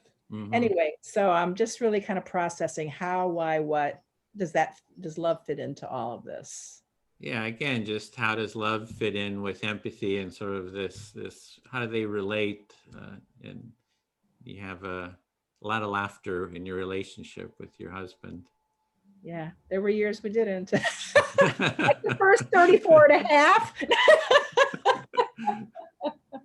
Yeah, but empathy would really be great for premarital counseling too, I think, because if you look at all these core values, this has such great application. It's just, I'm a little taken with it, actually. I want a t-shirt. Yeah, you want a t-shirt, and you just see the applications of it, and go everywhere and spread the empathy message. Yeah, okay. Yeah. That's a time. I feel heard. Speak to Tatiana then. You know, in the introductions, Timothy mentioned, he says, empathy is like love, you know, for me. Oh, so did he? I don't know if you heard that, but when he gave the introduction, and I think there's something to it. Like when, you know, loving is really hearing each other. So I think it really relates there. So you recall how Tim related empathy to love and drew a corollary, and that there is something that is sort of very closely related between the two of them. Yeah, the thing is with the love message, it's always sort of more of a exhortation to love, right? Love is the answer. Just love each other. You know, it can get a little self-righteous in that sense. But the thing with what I like about empathy, there's real things you can do. It's like, okay, I don't love you, I don't care about you, but I'm willing to listen if you listen to me. And then you can use that to work through. And eventually, I mean, I think if people were kind of empathizing with each other long enough, that it would just, it kind of, you know, eventually they get through everything. There's sort of a love, you know, loving quality that sort of happens. Yeah. So it almost sounds like you have this view of, you know, like love is something we hear about all the time and that we're bombarded with. And it almost is overly simplistic because there's an intangibility to what does that look like? What can we do with it? How can we know that we're doing it, right? Whereas with empathy, you can actually sit down and do a thing with somebody that is about empathy. And it just feels like there's more sense of realness to it. And maybe even like a greater sense of, I don't want to say importance, but like something you can hold on to because there's an action that you can put to it. Right. And even if you're far apart, like I don't love you, I don't care about you, I kind of hate you, in fact, but I'm willing, I know that if I just empathize, we'll kind of work through it eventually and, we'll have a sense of connection. So I do see that in that sense, it's maybe empathy is micro dosing love. it's sort of homeopathic love or something. Oh, that's awesome. Sorry, I know we're not supposed to get back. No, so you you relate empathy to because you don't have to be close to one another to practice empathy with one another. And but the very practice thereof like engenders a closeness, and therefore it's like you're taking these little micro doses of love that like just inch you a little closer together at each point. And that, oh God, I don't know if I'm tracking the last part as well as I wanted to, but that yeah, I don't want to make guesses. I'll stop there. Yeah, that's it. It's yeah. I think it's a good metaphor, microdosing. I love it because you can really play with that metaphor. Like at some point you take an overdose or something. Overdosing on empathy is love or something like that. So there's a lot to be done with that metaphor. You're hideously entertained by your clever metaphor for for empathy being like microdosing love, because there's so much just like room to play with it and stretch it to fit different situations, like overdosing on love and so, like overdosing on empathy is equals love, etc. And yeah. Yeah. So I'm just saying this is a really fun group to really enjoying this group here. So I feel fully heard. Yeah. Oh, you're really enjoying the space here and the dynamics, and you feel fully heard them. Yeah. Rita, would you please listen to me? Listening. So I feel like giddiness is in this space. And it almost feels like, like if I could draw like an effervescent lightness, like bubbling from, all of our energies commingling. And it feels both like internal and external, and even as though like little bubbles are popping on my skin, because there's that sensitivity of like when you laugh and the joy that brings. And yeah, it's really I'm feeling that like little kid innocence thing that I was referring to before. So you're really just enjoying the giddiness in the field that has like come in, and yeah, you're just experiencing it all throughout your body in different ways, and feel like it's allowing your child to be here as well, your inner child. Very much so, and it feels very like safe and playful and sweet. And while I've never had trust issues inside of an empathy circle, this feels somehow, I don't know, a little more embracing or accepting somehow, because we were able to meet in a place of laughter. And like a lot of empathy circles can go very deep very fast, and that's like, I'm here for it. I love that. Like I find joy even in communing with the pain, because the joy is not about what the other person's feeling, it's about the connecting, right? But I think this is unusual, because I don't think I've ever been in an empathy circle this long where somebody hasn't broken down in tears. And like, it's a great thing that when they do, but also it's just kind of unusual. Maybe I'm just also getting a little punchy. I think I'm getting a little high off of the synergistic energy. I think that's what's happening. So you've taken the microdose of love, and now you're getting high on the synergistic energy of it all. Indeed, yeah. Oh, sorry. Go on. Yeah, and you just stated that like you feel really safe, and even though you haven't had trust issues or anything, and in other circles that you've experienced, like you've yeah, often people have like cried or expressed more different emotions, which you're totally fine with, and you're just kind of, yeah, like landing in the experience of this giddiness with your microdosing of love. Indeed. Well, and it's almost like I'm microdosing all of you. You know, like just a little bit of an Edwin, and a little soupçon of Shoshana, and some Rita thrown in there for rainbow colors, and it's just this really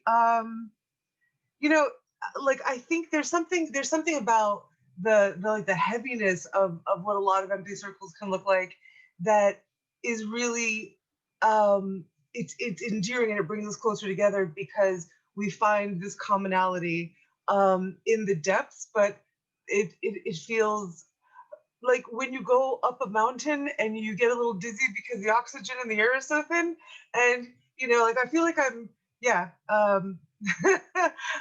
also hitting the love bong and getting a little giggly on top of all of that, since we're going with drug metaphors today. Yeah. I still like microdosing love is way better, but it's interesting to be able to explore in an empathy circle the space of the intimacy of communing with one another's highs. So you're really just enjoying like sensing a little bit of each of us, and just reflecting on like what the experience is like, and it's interesting to I just lost what you said in that last bit.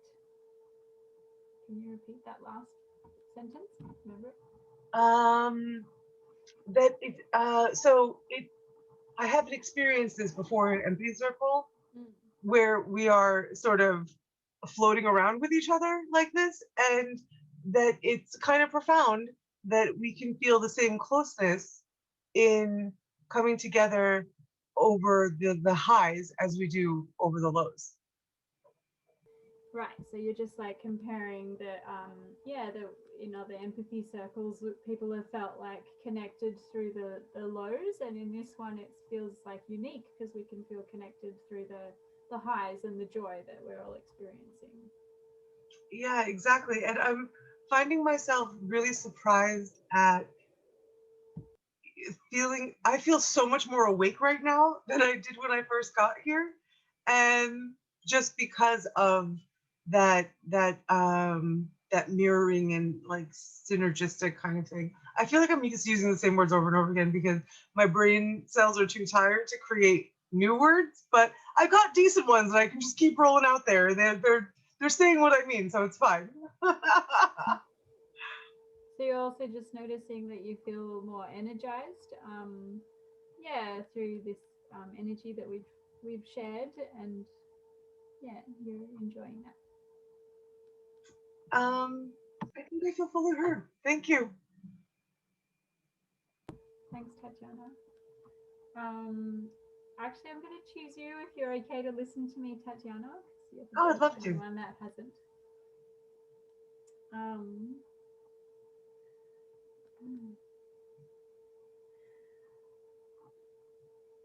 wondering what to say. I'm just, I'm not sure what I want to share. I just kind of, enjoyed like what's just been happening in this circle, and I guess that does remind me that often the circles I attend are like really serious. And I've had the reflection before from some other participants that it's like especially when I host them for like Extinction Rebellion, or people come along, they're like, they say that Extinction Rebellion actions are like fun and interactive and stuff, and then empathy circles are serious. And it's just like a part of me is like, but they're fun too because we get to go deep, and I know people get lots of richness out of them, but the ones that I've attended, like, there has been a lot of seriousness, so I'm appreciating this light energy too. So I'm hearing an unusual reversal of expectations where particularly like XR rebels think that like actions are all kinds of super fun, and because of the processing and the sort of seriousness that can occur in an empathy circle when people's truths come out, they see like this as the hard part or like the serious bit, and you feel very strongly that like, no, but this is also fun. But as it is different from the things that you've experienced, like the usual types of empathy circles you've experienced, you're also in a space where you're sort of appreciating the lightness of this one. Yeah, and I guess that brings up several things for me, like being okay with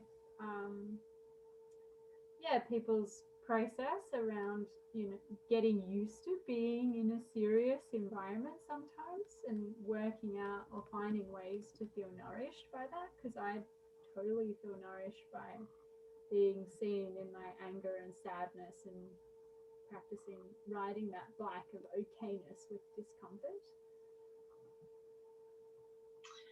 So it's a reminder to you that you just have to sort of be neutral and at peace with the way other people negotiate sort of the bicycle of their discomfort, as it were, because you're quite comfortable there.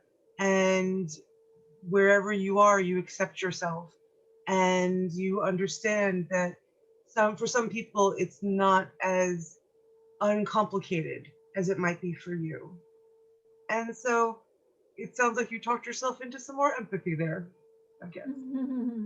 I guess it was almost the other way around. It's like I'm more comfortable with my own discomfort, and I see other people still learning to ride that bike.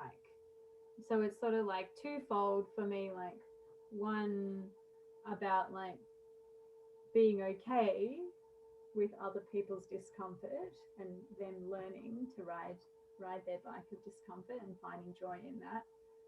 And also the other aspect that I want to enhance in these circles is also like a permission to just like action and a modeling. I feel like as a facilitator, I need to like model being able to like, be angry and sad and like all of that stuff.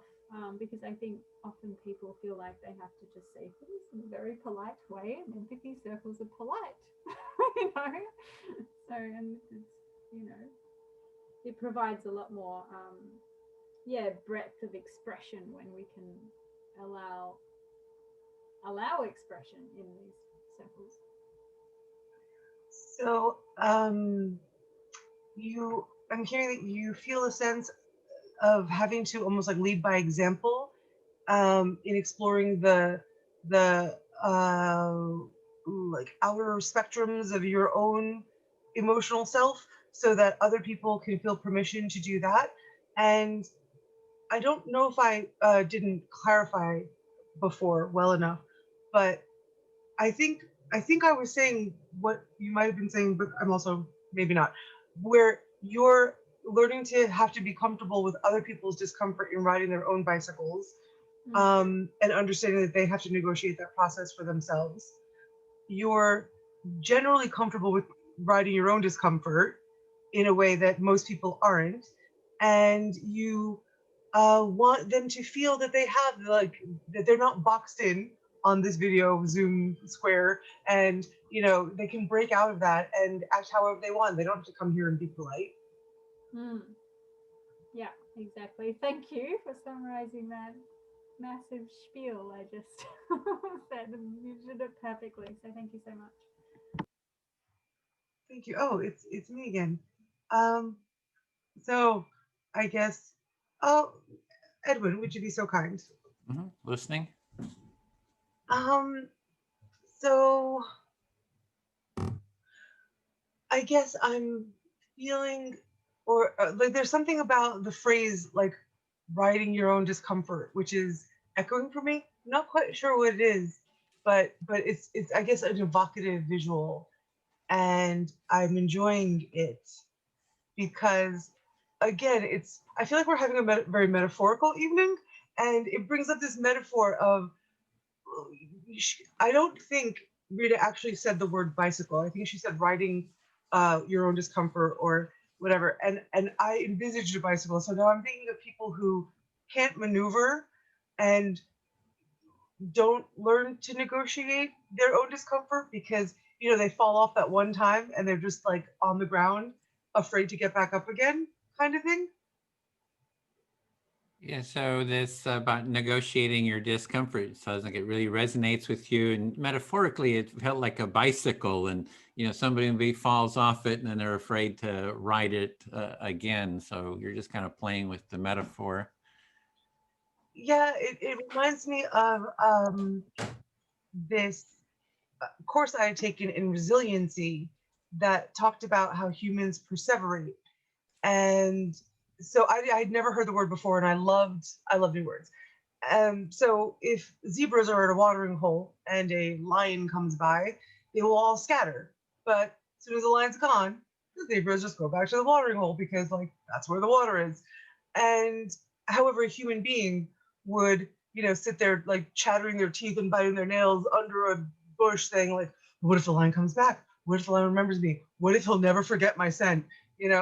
And so it made me think of that kind of perseveration that we Yeah, do. so there's this term that you really like, perseveration, which is like animals, zebras, they have a moment of fear and then it's over, they're past it. Whereas humans, they have a moment of fear and they dwell on it and they worry about it and they just keep holding it and keep going with it. And Yeah, and there's an amplification factor that occurs, and it's just interesting to me that we don't realize, or like a lot of us go through life not realizing early on enough that it's up to us what we choose to amplify, right? So I guess in my worldview, I've always felt that the first responsibility that we have, not just to ourselves, but also to the society around us, is to make life as easily digestible as possible. And not so we can just like have a good time and be hedonistic, though there's also nothing wrong with being hedonistic, but so that we can get the negativity out of our way so that we can focus on ourselves and actually grow and evolve. I'm not sure I got that, but that there's sort of a responsibility for ourselves for the feelings that we have and how we react, and to be able to work through things so that we can be more effective. Or I don't know if I quite understood that. I think you captured it pretty well. Okay. I was saying, I think, so I feel that I wish people understood that the power was in their hands to be able to point the direction of what they magnify or amplify. Separation. And so, yeah, if we can find ways early on, like if we can recognize early on that we're accountable and then find ways to mitigate the negativity around us so that we at least are safe no matter what's externally happening, then it gives us space to start evolving as fast as possible because we're not sort of injured by the slings and arrows of the everyday mediocrity. Okay, so it's sort of like that we have a responsibility and a capacity to address things that come up. And if it's not other people doing it to us or whatever, that we have and when you have that sort of a mindset, you're able to sort of problem solve and sort of move forward and in life and, start solving problems and just not be a victim or. Yes, exactly. And it makes me, I think a lot about what if we taught these kinds of skills earlier and didn't just let these like really toxic tropes infest our society, because this is, it's accessible to all of us. And in a society like that, I think that's where you can, where people were coached to be empowered with who they are, that it wasn't just something like who they are wasn't just something that happened to them, that's when we could really start sort of healing, I think, as a society. Yeah, so sort of teaching these skills and these mindsets maybe from the earliest age would be really something where instead of people being a victim or whatever, they have these capacities, and that would really contribute to people just creating a better way forward. It's a problem solving and better life. And you wish that they would actually be taught somehow, maybe in the schools or from the families from the earliest yeah, time. Okay, so Well, I heard. great. Shoshana?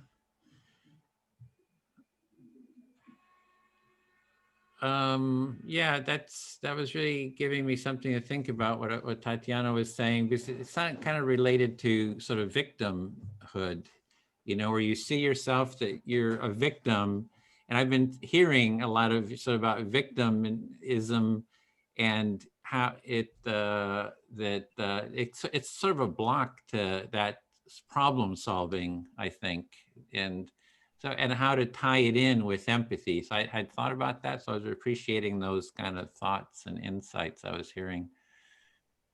So you appreciated the conversation with Tatiana. It reminded you of this, you hear quite a bit about the victim mentality. And so you appreciate how we can move from that victim mentality and use it, not use it, but apply empathy to that kind of a mentality. Well, it's actually kind of shift away from it, because it's when you shift away to, I think, to more of an empathic approach, you are able to problem solve. You're able to see the problem and then take action, because the mind naturally wants to create solutions.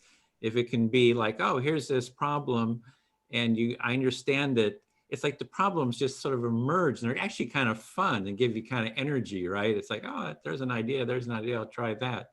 So it's sort of that creative problem solving. It's a fun energy versus, oh, I'm the victim, it's all your fault, and, you know, poor me. And now, you know, so yeah, so I guess that's empathy is the core to that, right? Because you have to be able to hear, kind of tap into, sense into the problem and hear it. And that's what empathy does, is it allows that. And then we can have that creative solutions can emerge. So what I'm hearing is that you would really see a value in a person who might be speaking and has the position of being a victim, if we can cause them to have a shift in their thinking and even reflect back what they're saying initially, that they might be able to begin to problem solve as they begin to see that they don't have to be a victim. They can Right. shift away from it. Yeah. That it would, or almost organically, they could be flipped to a problem solver and be creative. Yeah. And that's the core of empathy, is that you hear the problem instead of, you hear the essence, the energies underneath it, and you sort of reflect. And that's the core of mediation, conflict mediation. Two parties totally pissed off at each other, barely want to talk to each other, but you kind of mediate, you have them hear each other, and it's sort of empathy. And then they hear something in each other. It's like, oh, that's why you're doing what you're doing. I get it. And then, well, here's an idea that's something that might work. So then you sort of negotiate sort of some problem solving. So it's really about the energy of creative, you know, the empathy leading to creative energy of problem solving. So in the core of even conflict mediation, what you're really doing is you're getting people to listen to the other person. So if you're in a conflict with someone and like there's a mediator, you're getting the person to say, this is the problem, this is the problem, this is the problem. And then instead of them being defensive, if they would reflect what they heard that other person say, and in some level put themselves in their shoes, they might have a whole new vision of why that person and they and that person have been, because they weren't hearing each other. Right. Yeah. So yeah, I feel fully heard. And it's also, we have like 3 minutes, I think, before we're going to close and go back to the full group. So it might be just a little time to sort of debrief or anything. Just, I don't think we have time for another round. So I just thank you. This was a lot of fun. It's really like to create, and the whole thing about the heaviness is like, you know, how do we bring more, you know, lightness or creativity into the empathy circle would be certainly something to think about. I was actually reflecting on that. And I was thinking maybe the reason tonight was so light, because I agree that they're usually quite heavy. the topic you gave us is very positive, very life-giving. So, and the first time I came to Empathy Circle, the topic was, what in your relationship with yourself or others makes you feel raw? We're heading into heavy, right? I mean, you just know we're heading into heavy. And so I guess when you're creating the topic, you don't always want to be light, you don't always want to be heavy, but I think sometimes the topic does drive it.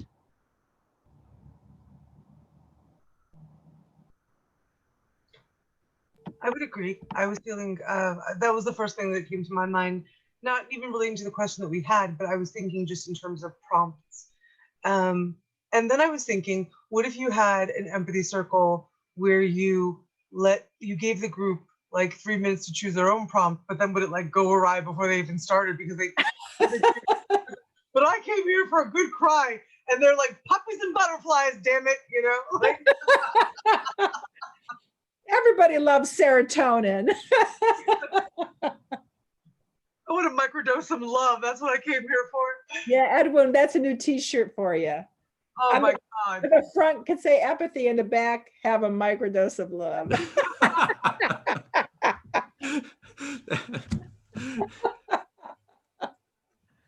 So now I'm thinking like, yeah, have a microdose of love, and then he turns around and it's like, or a mega dose. Okay, here we go.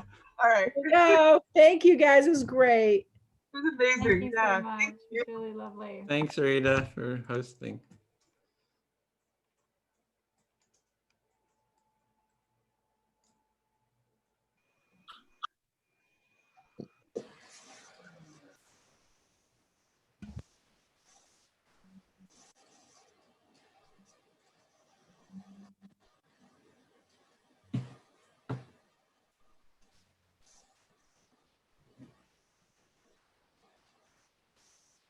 Okay, we're coming back. I just want to let everybody know that Shawnee, who is a member of our group, had to leave a little early. So she was here for the full circle, but she won't be here for the debrief. Hi, everybody. Hi, everybody. Hey.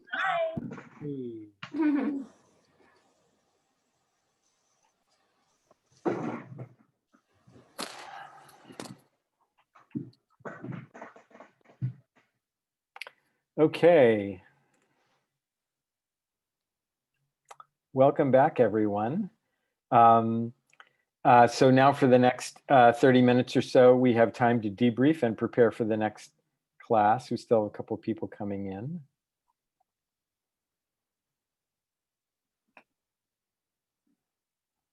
So I'm going to go ahead and start. So our debrief question for today is, how was your experience of the Empathy Circle? And how do you feel about continuing with learning the Empathy Circle practice and your skills of participating in the Empathy Circle? And I will, and I'm going to add to that, and how do you feel about being a facilitator of an Empathy Circle? Maybe it had some impact on your thinking about being a facilitator. And I am going to call on people just because that's a little bit more efficient than us waiting for people to speak. And I'm going to start with Shoshana, if you're willing to start. Sure. I'm going to start with the last question. How do I feel about being a facilitator? It's because even as you were speaking it, I was thinking it's extremely intimidating. But then I thought, but I feel that way about every time I have to give a presentation or speak. I'm always nervous. I always am intimidated, and I do fine. So that seems to be something that I just do. I always kind of had the sense I'm not enough, but that doesn't stop me. I just go anyways. I just go. Our experience was very fun. It was like a serotonin uptake inhibitor experience. We had a lot of laughter. And I would really like to call on Edwin to share our new phrase that our group came up with. He'll do it in his own time probably. But yeah, we had a lot of laughter. It was great. How do I feel about continuing? I'm all in. I'm in for it. So yeah. Thank you. Suzanne. I'm all in too, and I enjoyed my circle today, the circle I was in. It was really good. And I think each time you do one, I feel more relaxed, and that's really a nice feeling. And I think that's all I need to say. Oh, about being a facilitator, a bit scared, but I also, that's not going to stop me from trying. Great, thank you. Thank you. Victoria.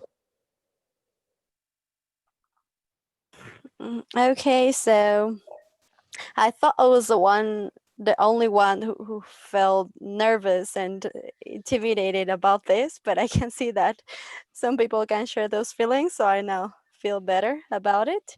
And about being a facilitator, I think is a challenge, but I also think that challenges are necessary. And the experience we had, it was good, it was nice, and I felt so comfortable with the group I was in. And of course, I'm totally in. I want to continue. That's Thank all. you. Thank you. Thank you, Victoria. That's the power of group learning, is learning how other people, how your feelings relate to other people's feelings. Tatiana.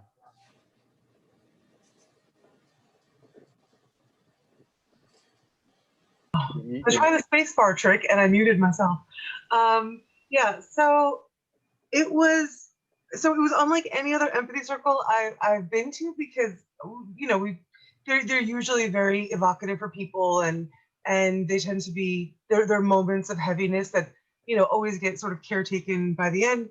But this one was really like just full of mirth and giggling and giddiness, and it felt very little kid innocent and pristine and very safe and synergistic. And I think the thing that I was struck by was that in an empathy circle, you can feel just as close to people, and like you've shared like the intimacy with people, with the mirth, as you can with the dearth of the mirth. I don't know. I'm sorry. Yeah, so I'm just the facilitator role. I think it seems like a great responsibility, and which is why I'm here, because my group wanted me. I work with Money Rebellion in the UK, and Gail asked me to, the leader of our group asked me to hold an empathy circle, because she's like, I just feel like you'd be good at one. And I was like, yeah, I think so too, but I just don't feel like I want to wing it. So I'm here for the long haul, because I want to embrace my group, and I'm really about the team. So like, that's my thing. So I want to be able to provide that. Thank you, Tatiana. Timothy. Hey, so I have a serious concern here, because there were a couple of participants that spoke with an Australian accent, and I'm wondering if that's necessary to lead empathy groups with an Australian accent. I'm willing to learn. I'm willing to learn a little Australian accent, a little bit. Okay, just kidding. All right. I am absolutely on board and so grateful for this opportunity, and excited to move forward with it. I'm also becoming very aware of how we as a group right now are creating a culture in how we're relating in this format, and we're doing it subtly and not so subtly, and the facilitators are setting the culture. And I'm just reminded of this beautiful thing that I've learned in my practice, which is like to as facilitators, to bring so much of who we are, and it's okay to bring our stamp to the process itself, and I'm noticing how each groups have different flavors, right? Kind of a childlike innocence, or kind of a deep and working level, and so it's so complex, but I'm heartened by that like it's okay to bring our style in our our quality and our empathic awareness. So I don't know, I'm just reminded, and I have a little more trust and in happiness there with that. Yeah, absolutely grateful and on board. Thank you. Thanks, Timothy. Celine. So I am curious, interested. I want to learn. There's a lot for me to learn here, and I love the values and the premises, and I'm looking forward to continuing. And if it's in me to be a facilitator, I want to do that too. We'll find out. Thank you. Great, thank you. Sue.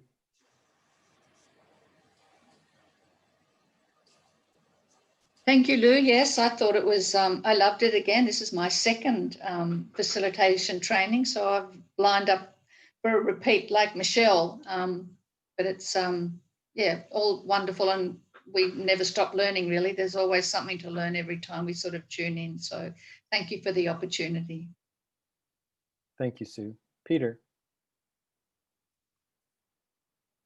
What was salient for me was kind of subtle things that you were doing in our group, Lou, like setting the frame clearly, checking in if people were hurt or not.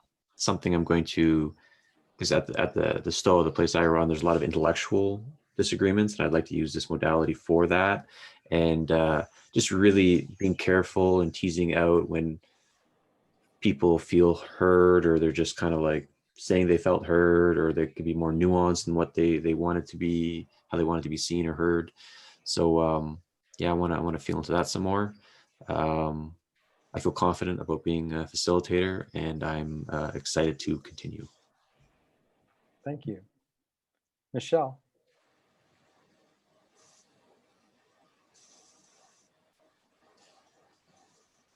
Yeah, we did an incredible group, which like Dave was training us, and then with Priyanka and AC, and you just like deep sense of like rightness at the moment about this training for me. Like it's like I'm kind of sensing out where like the greatest like opportunities for like growth and transformation are, and it seems to be through this like so I know it's definitely right. And even just that circle, just both from like the skills, but also from the like the depth of like what was emerging, you know, and just by how quickly the time went lets me know that I was like just, yeah, it's just really good stuff. Yeah. Okay. And any impact on your thinking about yourself as a facilitator? Yeah, it's exactly it. It's like like I know it's definitely the right course for me is to keep going with this. Yeah, I'm hoping it's something that I can bring value to other people, but just personally to myself, it's like, yeah, it's cool. It's the right thing to be doing. Okay, thank you. Priyanka, am I saying that correctly?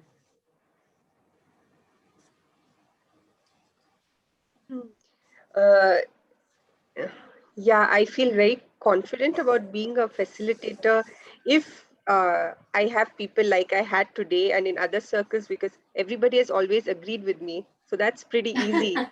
I don't know how it would be when someone doesn't agree with what I have to say, or I'm standing at the opposite someone who's hating everything I'm saying or is disagreeing with everything that I'm saying.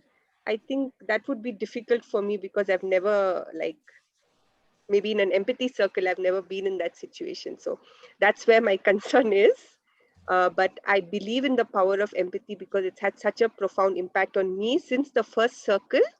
I just observed that I started listening to people better. It just happened automatically. And I also started liking people more. Like when I hear people and where they're coming from, I start liking them. Like usually I'm like, oh, no, I don't want to talk to this person or something. And so let me listen what they have to say. And then I actually like them at the end of it. So that's the power of empathy. And I'm convinced, definitely. Thank you. Thank you. Samantha. That's great, Priyanka. I agree. We had an amazing group, and I feel like it's self-therapy at the same time as everybody's getting the same sort of benefit from it. Well, they seem to. I definitely want to continue with this. I'm very excited about it, and hearing and seeing the role modeling of Leona and how she was participating and yet still managing. Yeah, I'd be happy to be that type of facilitator. I am looking forward to seeing how to manage other situations as well. So, but also the questions that came up, and like bringing up new things to be thought about as far as the values are concerned and how it all sits was great too. So I think that's great. Thank you, Samantha. AC, is that right? Yep. Am I remembering that right? Okay. Yeah, totally. Thanks. I feel a big sense of gratitude for the timing and the cohort and the topics and just the opportunity to explore this thing. I'm feeling very enlightened after like a really like fulfilling circle, a really great experience. And I'm excited to continue. Like let's get this bread, as the kids are saying. So okay. Kavita. All right, can you hear me? So Kavita had some connection problems in our circle. Yeah, I can hear you right now at this moment, but I'm sure I'm going to be cut out in 2 seconds. Do you want to try to share what your experience was and what your thoughts are about facilitating?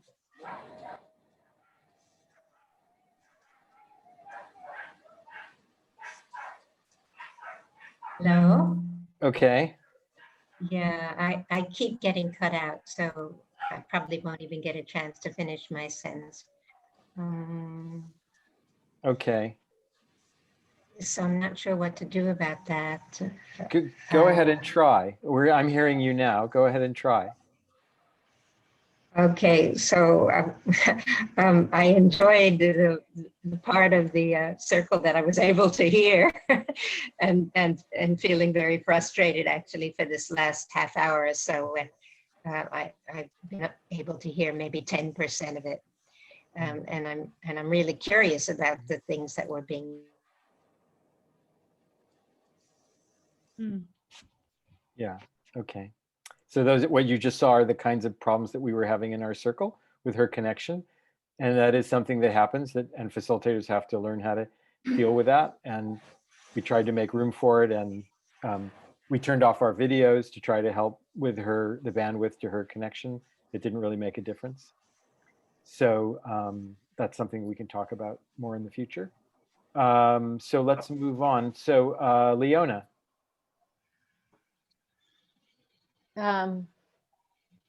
Yeah, I'm just reminded of how much flex there is in an empathy circle, that the actual structure provides a safe container, and really enjoyed just responding to the energy of the room, as it were, and loving that. Yeah, loving that playfulness, and yeah, I like that. Yeah, and I'm up to the training. Thank you, Leona. Rita. Yeah, I feel really inspired. It's been a while since I've attended one of these circles, and it just kind of, I feel like I've been, yeah, just not kind of isolated because of lockdown and stuff. Yeah, but it's given me a renewed energy and sense of direction, for like an inspiration in how I want to apply these circles locally, and what I've already been thinking about, but I just kind of needed that momentum. So yeah, keen to implement some things. Thank you. Dave.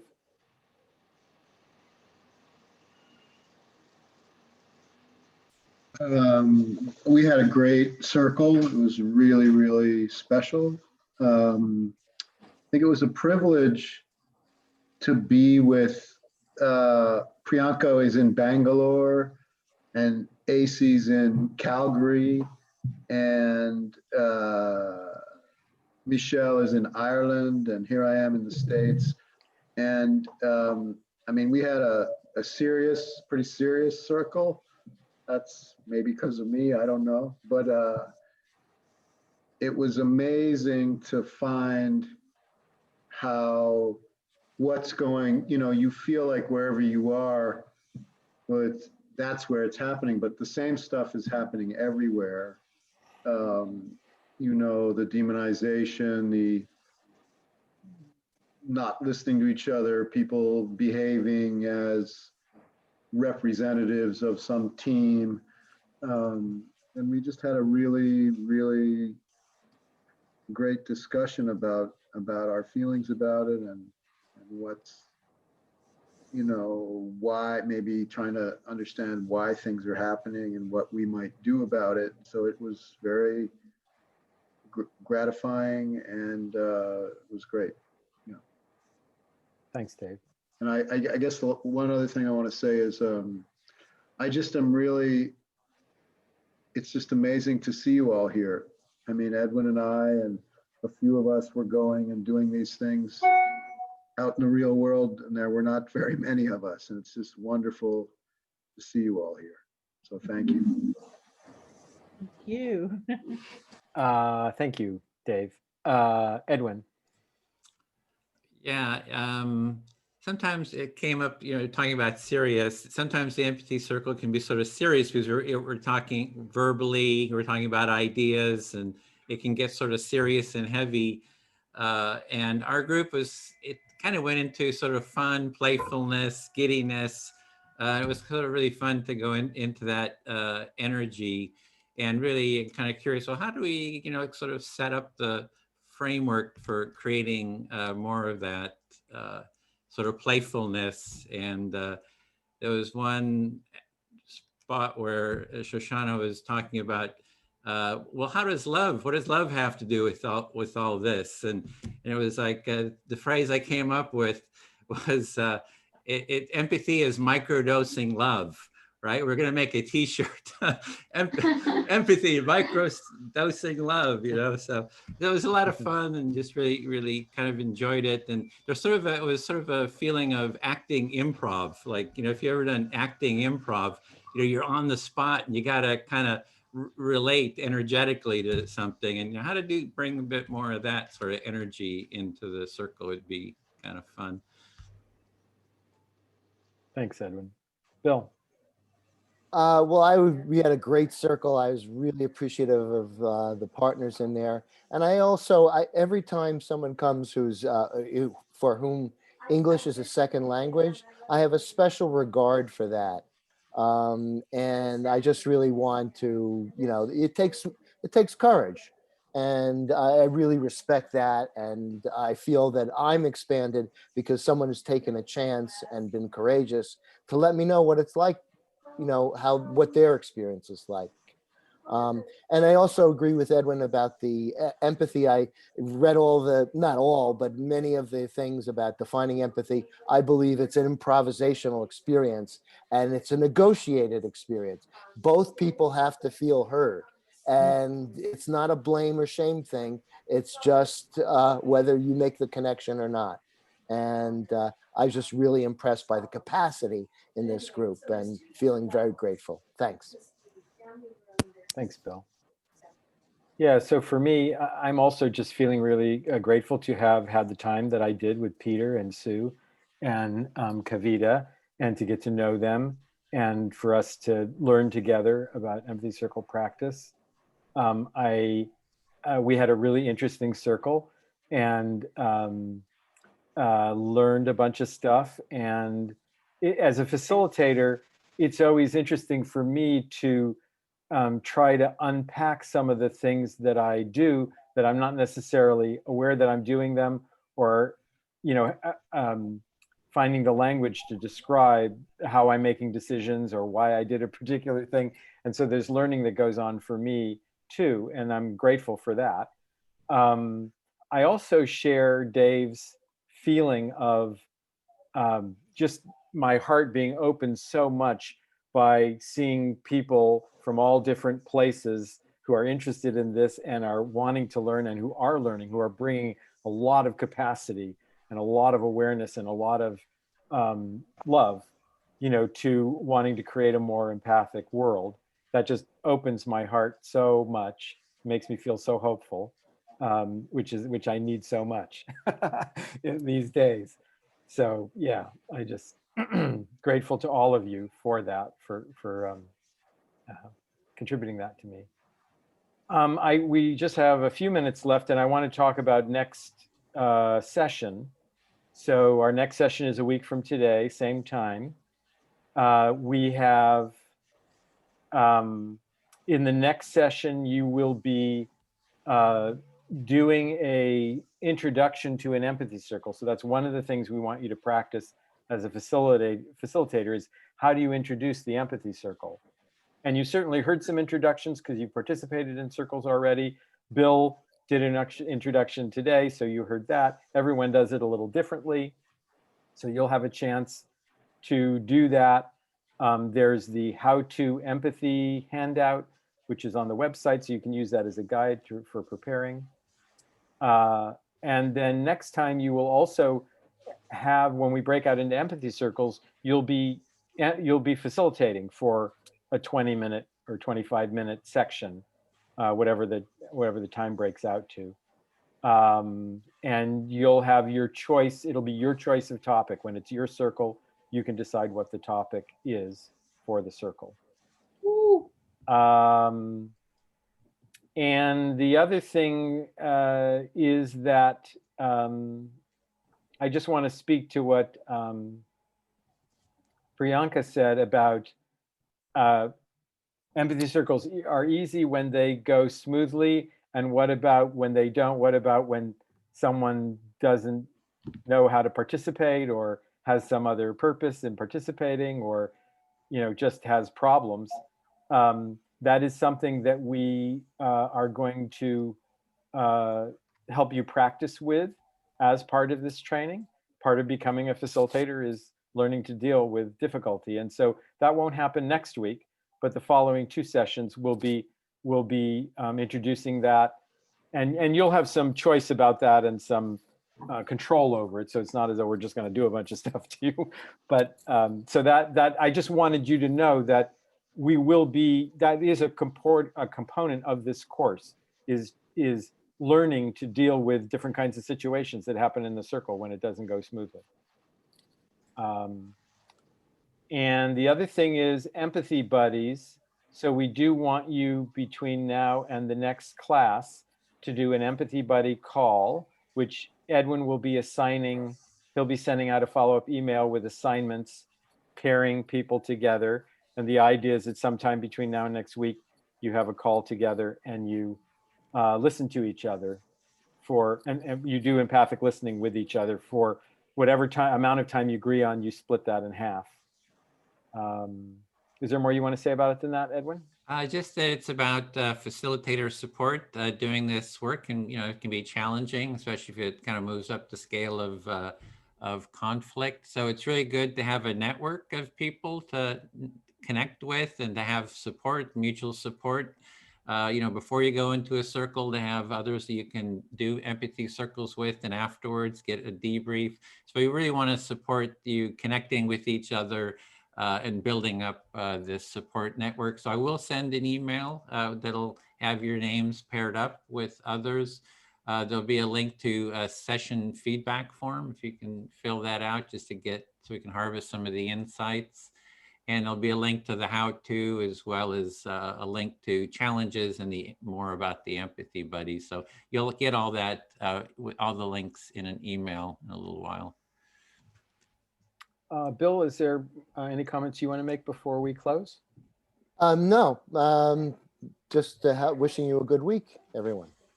Okay, any questions about what I've said or about next week? I want to acknowledge, I just want to say Kavita.